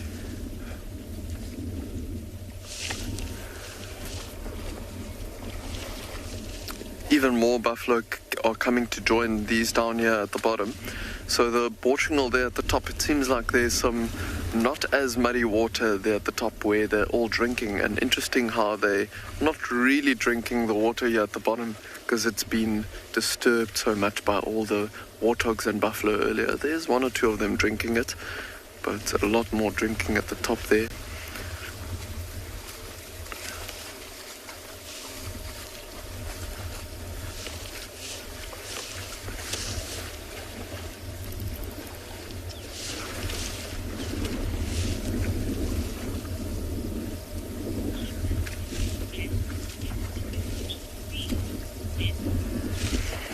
You are saying what a gorgeous scene. It absolutely is. And all of these animals just showing us that water is life and is essential. And just this little watering hole that we have had here for the last hour and a half, 2 hours, just shows you all the animals need the water. There's some zebras further off to the left that's waiting for the buffalo to have their drink before they come down. There's a white-faced whistling duck that was flying between the buffalo trying to get out of the way. But look at the beautiful colorations on that white-faced whistling duck there with that red hazelnut color chest. And the white face like the name suggests.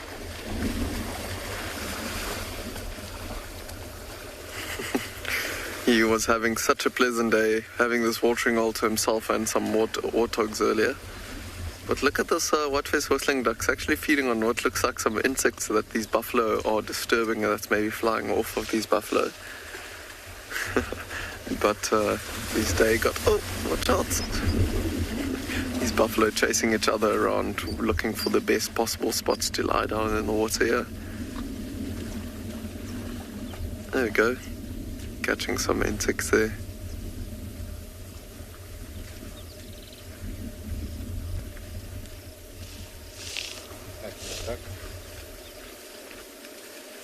You can see the young buffaloes are standing on the edge of the water, and it's all old cows and bulls that are almost inside the water there.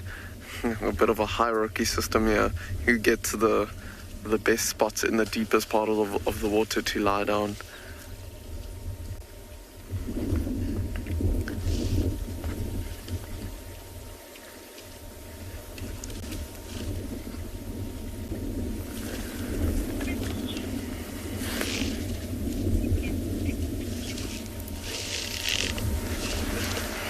Lisa, you're asking if they won't get sick drinking this muddy water. I think if it was us with our very sensitive digestive systems, we would have probably gotten sick. But animals are way more hardy than what we are, so they'll use all the moisture they can get and rarely get sick of any watering holes, especially natural watering holes. There's a giraffe coming over the back there. Look at that. There's buffaloes, zebras, warthogs and giraffes all in the same shot here. These buffalo are really chasing each other around for the best spots in the mud.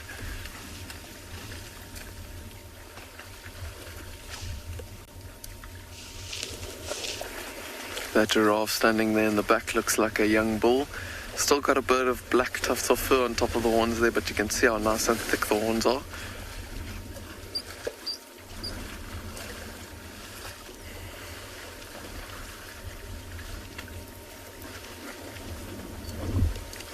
So much going on here.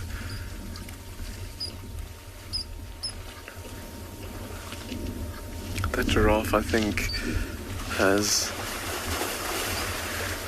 decided it's time to come for a drink. Can't wait any longer. I imagine they must be quite thirsty, especially with this hot day that we've got here.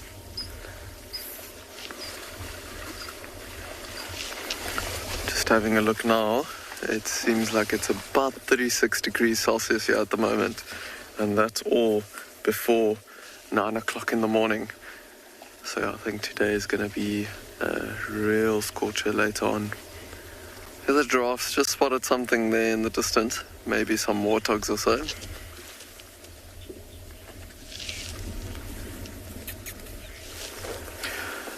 Silas, I think the giraffe have a healthy respect for buffalo, because I think they know that they are quite big animals and they are quite powerful, so I think that's why they are not coming closer just yet. So I think they've got a healthy respect for them, like most of the animals do. But if there was like a rhino or an elephant, then the buffalo might move away.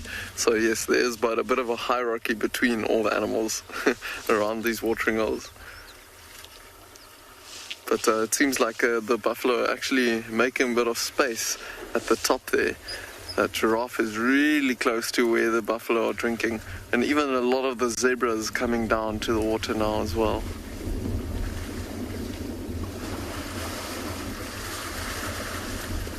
I think these buffalo are slowly but surely climbing out of the water. You can see more and more of them moving off to the right hand side. But I think this is going to be their spot for this nice hot spot now. There's a big bull that's just standing in the middle of the watering hole. Yeah, he's got a bit of yellow on his horns there. Also from maybe rubbing those horns against some fever trees with the yellow dust on them, trying to get to the itchy parts around his horns. There's even some Egyptian geese that's come to join everyone here around the watering hole.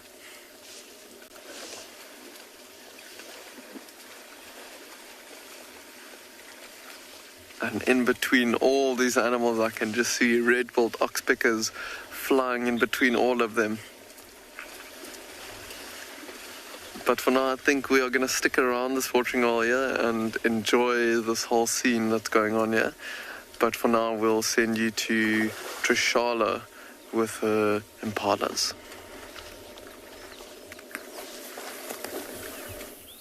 We're enjoying this scene. All of our impalas on quarantine have all congregated in this spot, and there's so many, it's wonderful. They've also got our wildebeest in the background with their calves. Everybody is just having a good day, especially now they're probably dried up a little bit and not soaking like they were.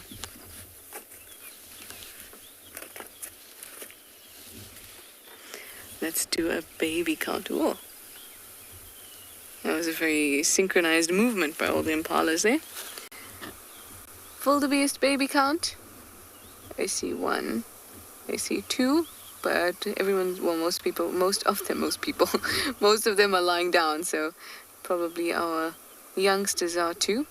And remember, that's why they're that light color, as opposed to the adult coloration.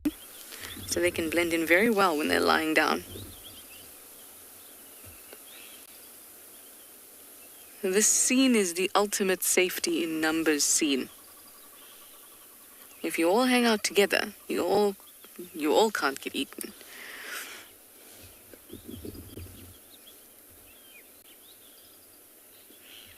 Just try and make sure that you're somewhere towards the middle of the herd. It also means more eyes and ears.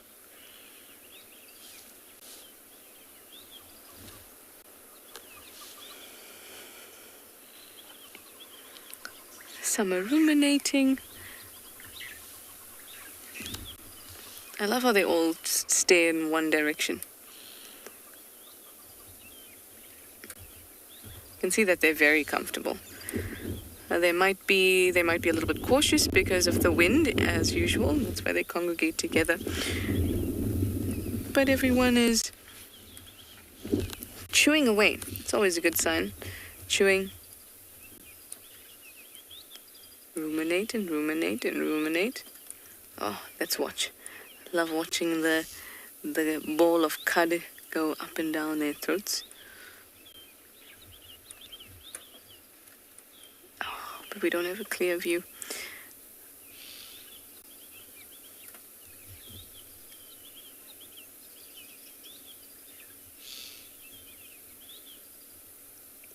This one's looking very, very pensive.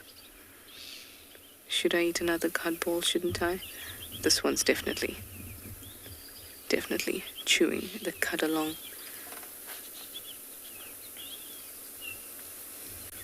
You'll be able to see it swallow and then throw up another ball. I don't know why, but it always amuses me. It keeps me very entertained when I watch them ruminating. Down it goes. And up it comes. Ooh, ooh, look at that. It's like magic.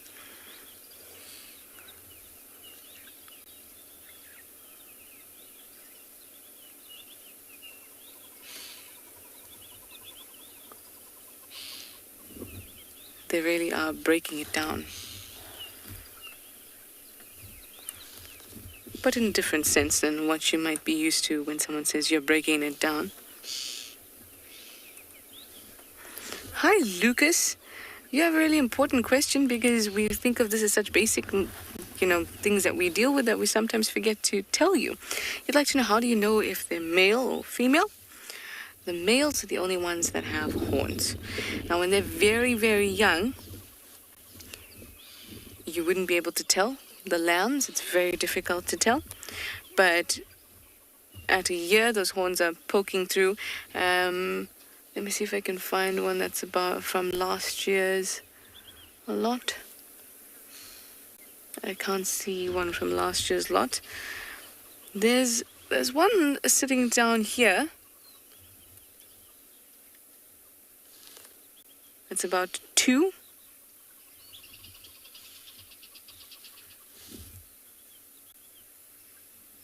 You can see that one's definitely a male. It's got horns. That one as well. They'll be about half that size when it's about a year old from last year. And that's why it's quite easy, because we know about when the rutting season and when the lambs are going to drop. It's quite easy to estimate the age based on those horns, at least until a certain point, until they're fully grown. Oh, look at that. Anyway, Tristan has managed to find those wild dogs that we are looking for at Buffelshoek Dam. They're inside of Buffelshoek where he is. So let's go over and have a look.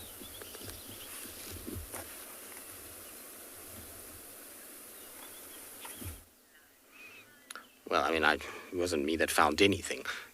We were up in Buffelshoek actually looking for a cheetah. There was a brief visual of this male cheetah that unfortunately is quite shy. So we were busy scratching around for him, and then the dogs popped out. So it wasn't so much that we were looking for the dogs. And like I say, it wasn't actually even us that found them. We just got into the sighting, which is cool. What are you no, you guys stop it. That's naughty. Now, generally, I don't interfere, but they're eating a plastic pipe, so I'm going to just stop them from doing that quickly, because that's not good for them at all. There's pipes that run through here that feed the camps, and so we just want to stop them from chewing on pipes. Like I say, not good for their tummies at all. Come, you lots, leave the pipe alone. Leave it. Stop it. Yes, you two are naughty. No, the pipe is not for you. So unfortunately what happens is, because it's for water, ellies dig them up, and then these guys and hyenas and the likes start to come and mess around with it. So we're just going to drive over the pipe so that they do not come and mess around with it anymore. It's naughty, and like I say, it's not good for them at all. Normally we don't interfere, and obviously don't like moving them away from things, but ultimately it's for their own safety and their own health to stop them from doing these kinds of things. So sometimes you've got to distract them a bit, and once they feel like they've got friends, they'll go do something else. No, don't come back here again. There's a whole pipe that's running the whole length here, so I'm in a losing battle. This one is already sniffing around. Don't bite the pipe, leave the pipe. So basically, like I say, this runs from a drainage section where there is water and a borehole to the camp itself. Now, a lot of these are old redundant pipes, and as soon as the ellies pull them up, we collect them and get rid of them.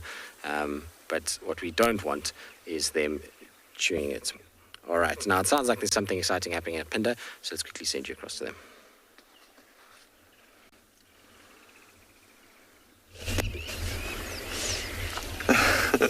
Just as you got to us, this lioness was stalking a warthog, and the warthog noticed that she was behind her, and the lioness is back on her way to the thickets where she was lying down. Oh my goodness, my heart can't hold it anymore. But the warthog, unfortunately, as soon as the lioness got within 40 or 30 meters from the warthog, the warthog knew that she was there, and I think it was the wind that blew her scent onto the warthog that gave it away. Now she's just walking back to the thickets where she's going to go lie down, I think. Wow, oh my goodness. And as we are looking at this, you can see the two subadult, or it looks like there's actually two cubs there. Let's quickly have a look. Yeah, two cubs of this female coming towards her now. And then looks like there's a subadult male that's sitting right in the back there as well. It's not like they haven't eaten anything much recent or very recent, but they still have something in their bellies. But like I said, I think they might just go and lie down. There's a bit of interaction between the female and the cubs there for a moment.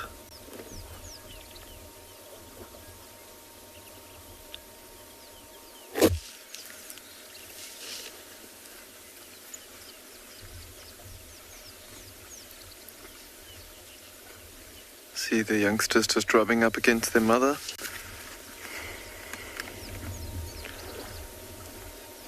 I think they might get a little bit fed up of being in the sun and not having too much shade. Let's see if they keep on moving. Yeah, I think she's heading off to the left-hand side, maybe where there's a bit more shade for them. Try and get out of the sun and the heat. But if they play their cards right, I think these lions might get another chance to hunt. Like we said, there's a lot of animals that are coming down to the water here, as this is the only water in quite a big area. Yeah, she's heading down. Okay, while we're sitting here, we're going to come around again. There's a big elephant bull that's on his way to the water. My goodness, and look at this absolute massive bull. Look at all the buffaloes starting to look at this elephant bull. Now we'll see where in the hierarchy around this watering hole this elephant bull fits in. Look at the buffalo already making space for him. Big one-tusk bull. Going straight to the water there. Oh, look at that. Water looks pretty muddy on that side to me.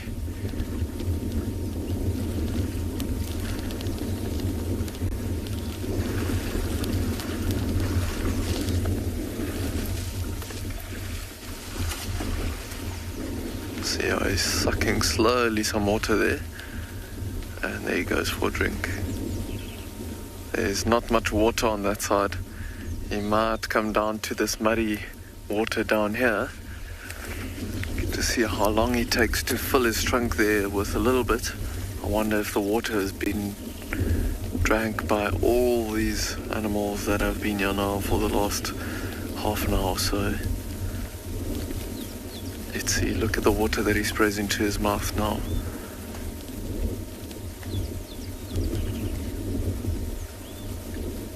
Yeah, there's not much. He's not wasting too much of it, so there was a bit that came out as he lowered his trunk.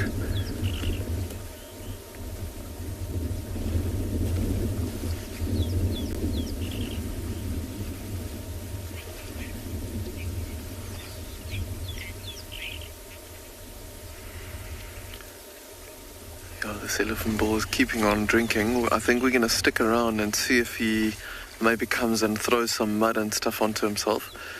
But for now, we're going to head towards Nick. That's got some grazing buffalo.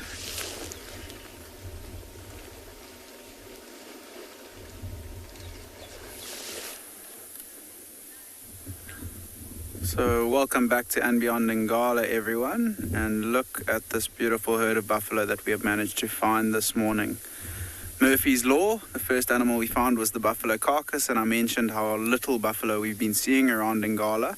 So it is really quite special to have a herd, not a massive herd, maybe about 50, 60 animals moving through, but super special to have them around. And you can see how they've scattered out all over the show, feeding in this nice clearing, lots of beautiful green grass for them to feed on. Can you see how their tails are all consistently swishing from side to side as well? So there's a lot of insects and flies that have been following this buffalo herd around, and just by swishing the tails around, they can get them to move off them every now and again. And if you have a look at some of these buffaloes' heads around their horns, you'll see, if you remember this morning, that bull had that really big helmet-like structure on his head, or what we call a boss. So can you see how these females have actually got much less of that helmet on top of their head, pretty much no helmet at all, and you can see there's quite a lot of hair in between the two horns as well. So that is the easiest way to tell the difference between male and female buffalo. I'm just going to ask BK as well to move. Oh, he's already on it. So this female is quite a magnificent specimen. She's got really, really big horns for a buffalo cow. And if you have a look, she's moving right at the front of the herd, and she's been leading this herd for the last 15-20 minutes from our left to our right. So I think she might be one of the older, more mature females in the herd, and she might be known as what we call a pathfinder, which is the female buffalo within the herd. Sometimes there are a couple of them, and they will decide on the movement of the herd. So she's been moving this morning, and then when she found this nice clearing here, good area to keep a lookout for any animals like lions that might come about, and nice grass for them to feed on. She's sort of slowed the movement of the whole herd down. You can see how they really are quite spread out here feeding. Have a look at some of them as well. Maybe this young one just to the left, not that one, the next one. See how he's lifting its head right up towards the sky and really trying to get a good scent on us. These buffalo, look, there it is again. They've got an incredibly, incredibly good sense of smell. Being their number one scent to pick up on any threats or worries that might be around. So something like us, the wind is blowing directly from us towards this herd of buffalo, so they're getting a really good whiff of the scent of myself and BK this morning, and that they would use their nose as well to pick up on any predators like lions, which we know from Dan in the last couple of days. We've been seeing heaps of lions around Ngala as well, and you can see how they're just starting to move, and this herd of buffalo are probably going to spend the majority of the morning, while it's still a little bit cooler, feeding in the clearing, and then as it gets hotter this afternoon, I think it is going to get quite hot and humid as today pans out. And we're going to spend a little bit more time with this buffalo herd, see where they move off to and see what they get up to. But for now, we're going to send you over to Juma and Tristan with his pack of wild dogs.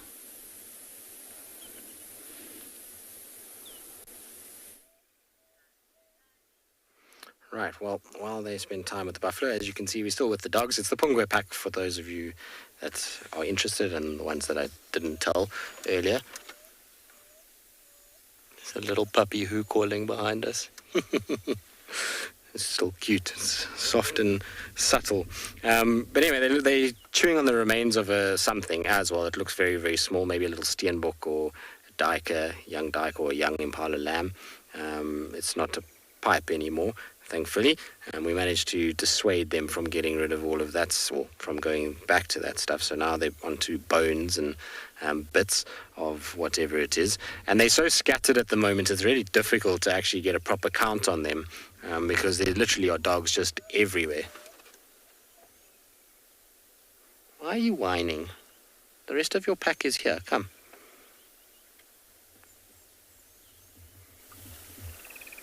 There's one of the dogs that's whining slightly. There's a whole bunch of the adults are starting to arrive back as well. So here was puppies coupled with, I think it was about 2 or 3 adults at first, but the rest of the pack is slowly arriving now.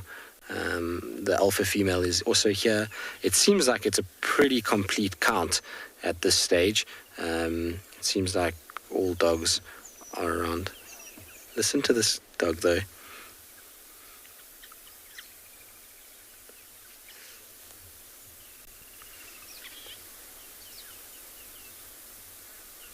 It's getting harder and harder to tell the puppies apart from the adults these days. They're growing so fast. It's crazy to think they were a certain size those few months ago where they were vulnerable and tiny. Now they almost look like fully fledged wild dogs, don't they? They've got a little bit of growing to do, but the legs are lanky, the ears are big, and they've kind of grown into themselves a little bit. They don't look as comical as they once did. I'm going to reposition slightly just because the way that we are. Don't know if you can hear that puppy who calling.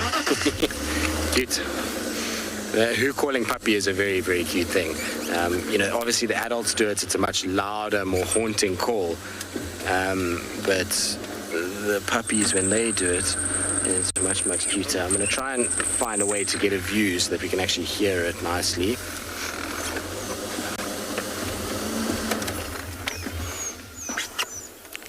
Shame, here comes the one that's badly injured. So this one is not pretty at all. For those of you that are sensitive, do not look at the leg. The leg has got all kinds of damage to it. There's even a few bones that are sticking out, which is not great. Now, unfortunately, with wild dogs, this is very much a common thread.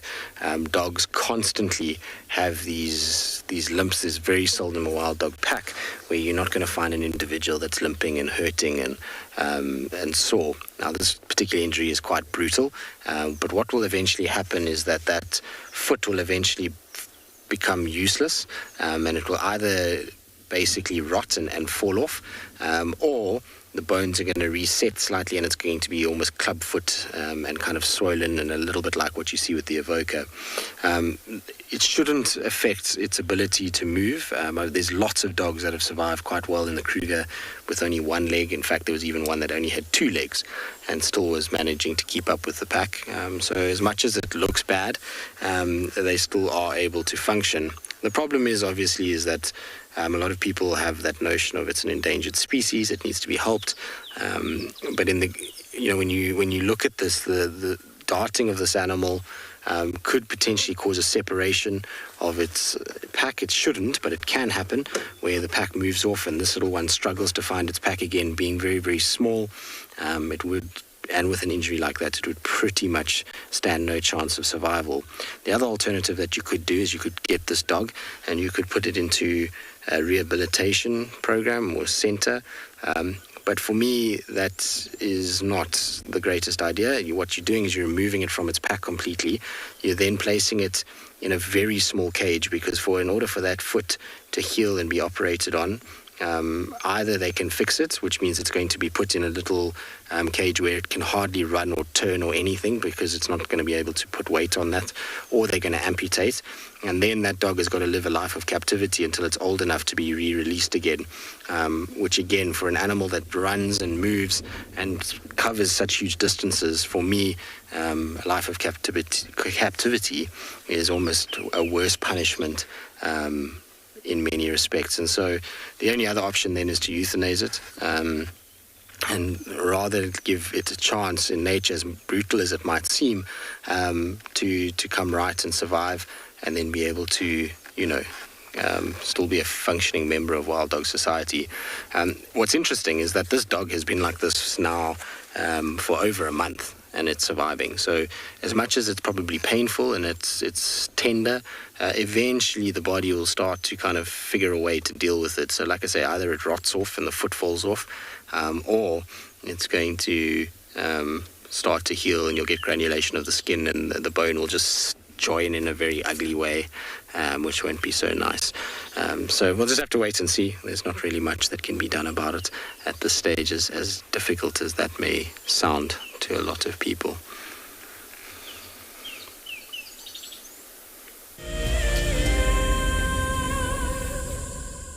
Join us around the fire as we have our very first Wild Earth Explorers Fireside Chat. And what that means is that if you are an explorer, we're inviting you to come and join us so we can chat about the greatest highlights of 2020. We will be chatting about our favorite characters and what they have been up to during the course of this year. And if you would like to join us, head over to our Explorers page and subscribe. Don't miss out. This Fireside Chat will be on the 13th of December at 7:30 p.m. Central African Time, straight after Sunset Safari. An ever-increasing part of the global population is losing its connection with nature. Wild Earth is here to reduce people's stress and anxiety. allowing you to escape into nature even just for a few hours a day. However, Wild Earth is expensive to run, and we need help from you to keep this ship going. Wild Earth Explorers gives you the opportunity to be a part of a program that supports the sharing of nature with the world. My name is James Hendry, and I work here at Djuma Private Game Reserve in the Sabi Sands on the western fringes of the Greater Kruger National Park.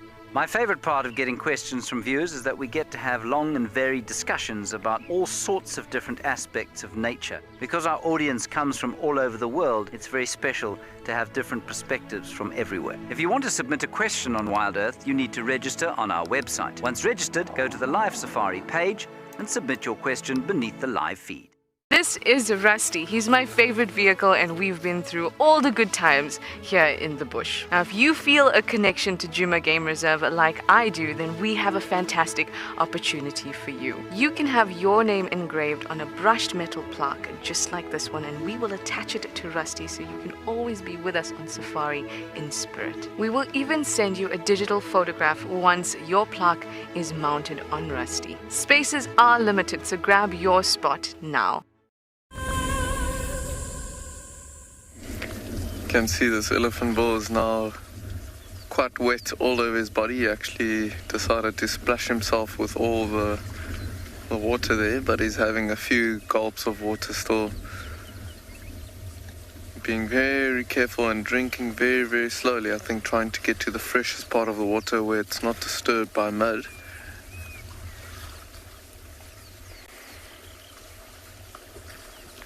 So Warthog here close to us, that's also mud wallowing a little bit, and you can see the Ellie is now keeping on drinking.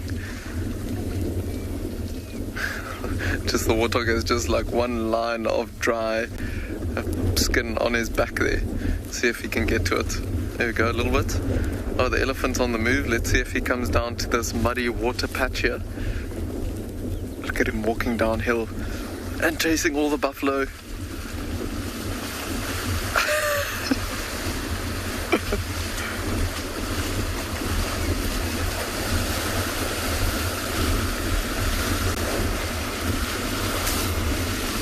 Look at that.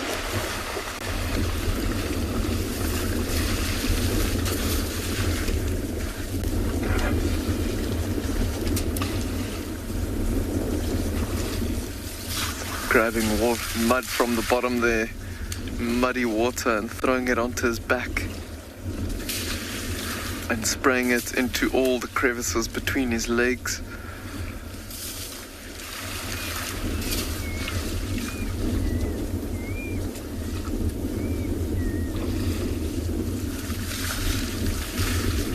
Incredible how, with pinpoint accuracy, he can throw that mud to exactly where he wants, getting the dry parts on his back now.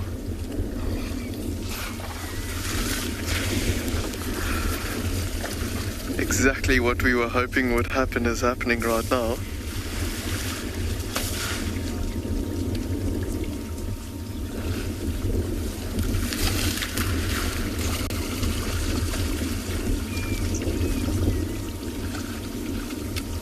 Look how he's digging with his trunk at the bottom there, trying to get some nice muddy pieces to throw onto him.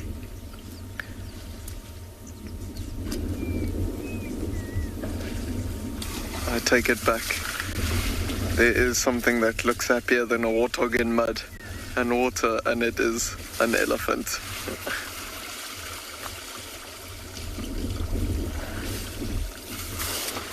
Trying to get to the dry parts on his back rump there.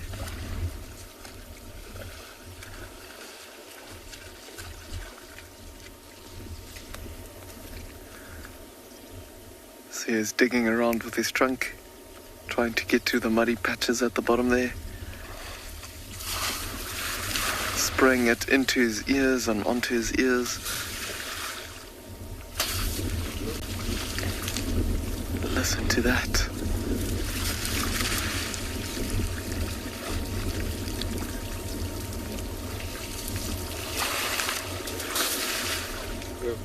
Spraying it underneath his body as well. The sound is incredible.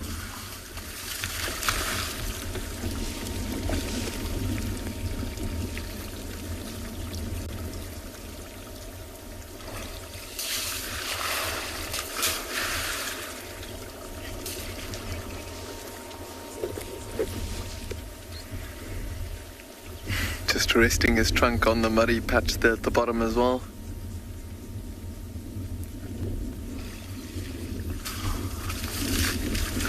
Onto the back again. All the buffalo just watching in jealousy at this elephant bull splashing himself with mud and water.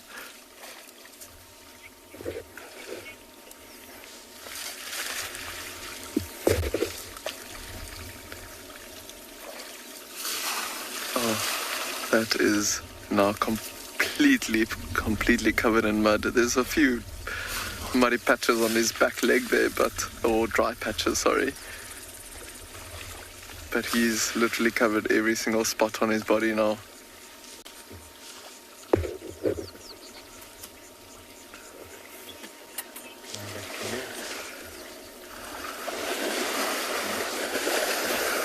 We are gonna see if we can just move a little bit.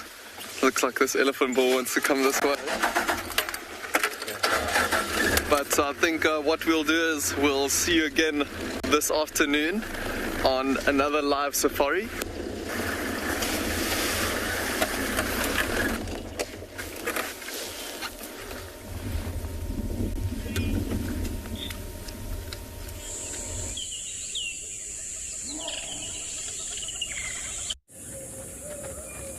This program features live coverage of an African safari and may include animal kills and carcasses. Viewer discretion is advised.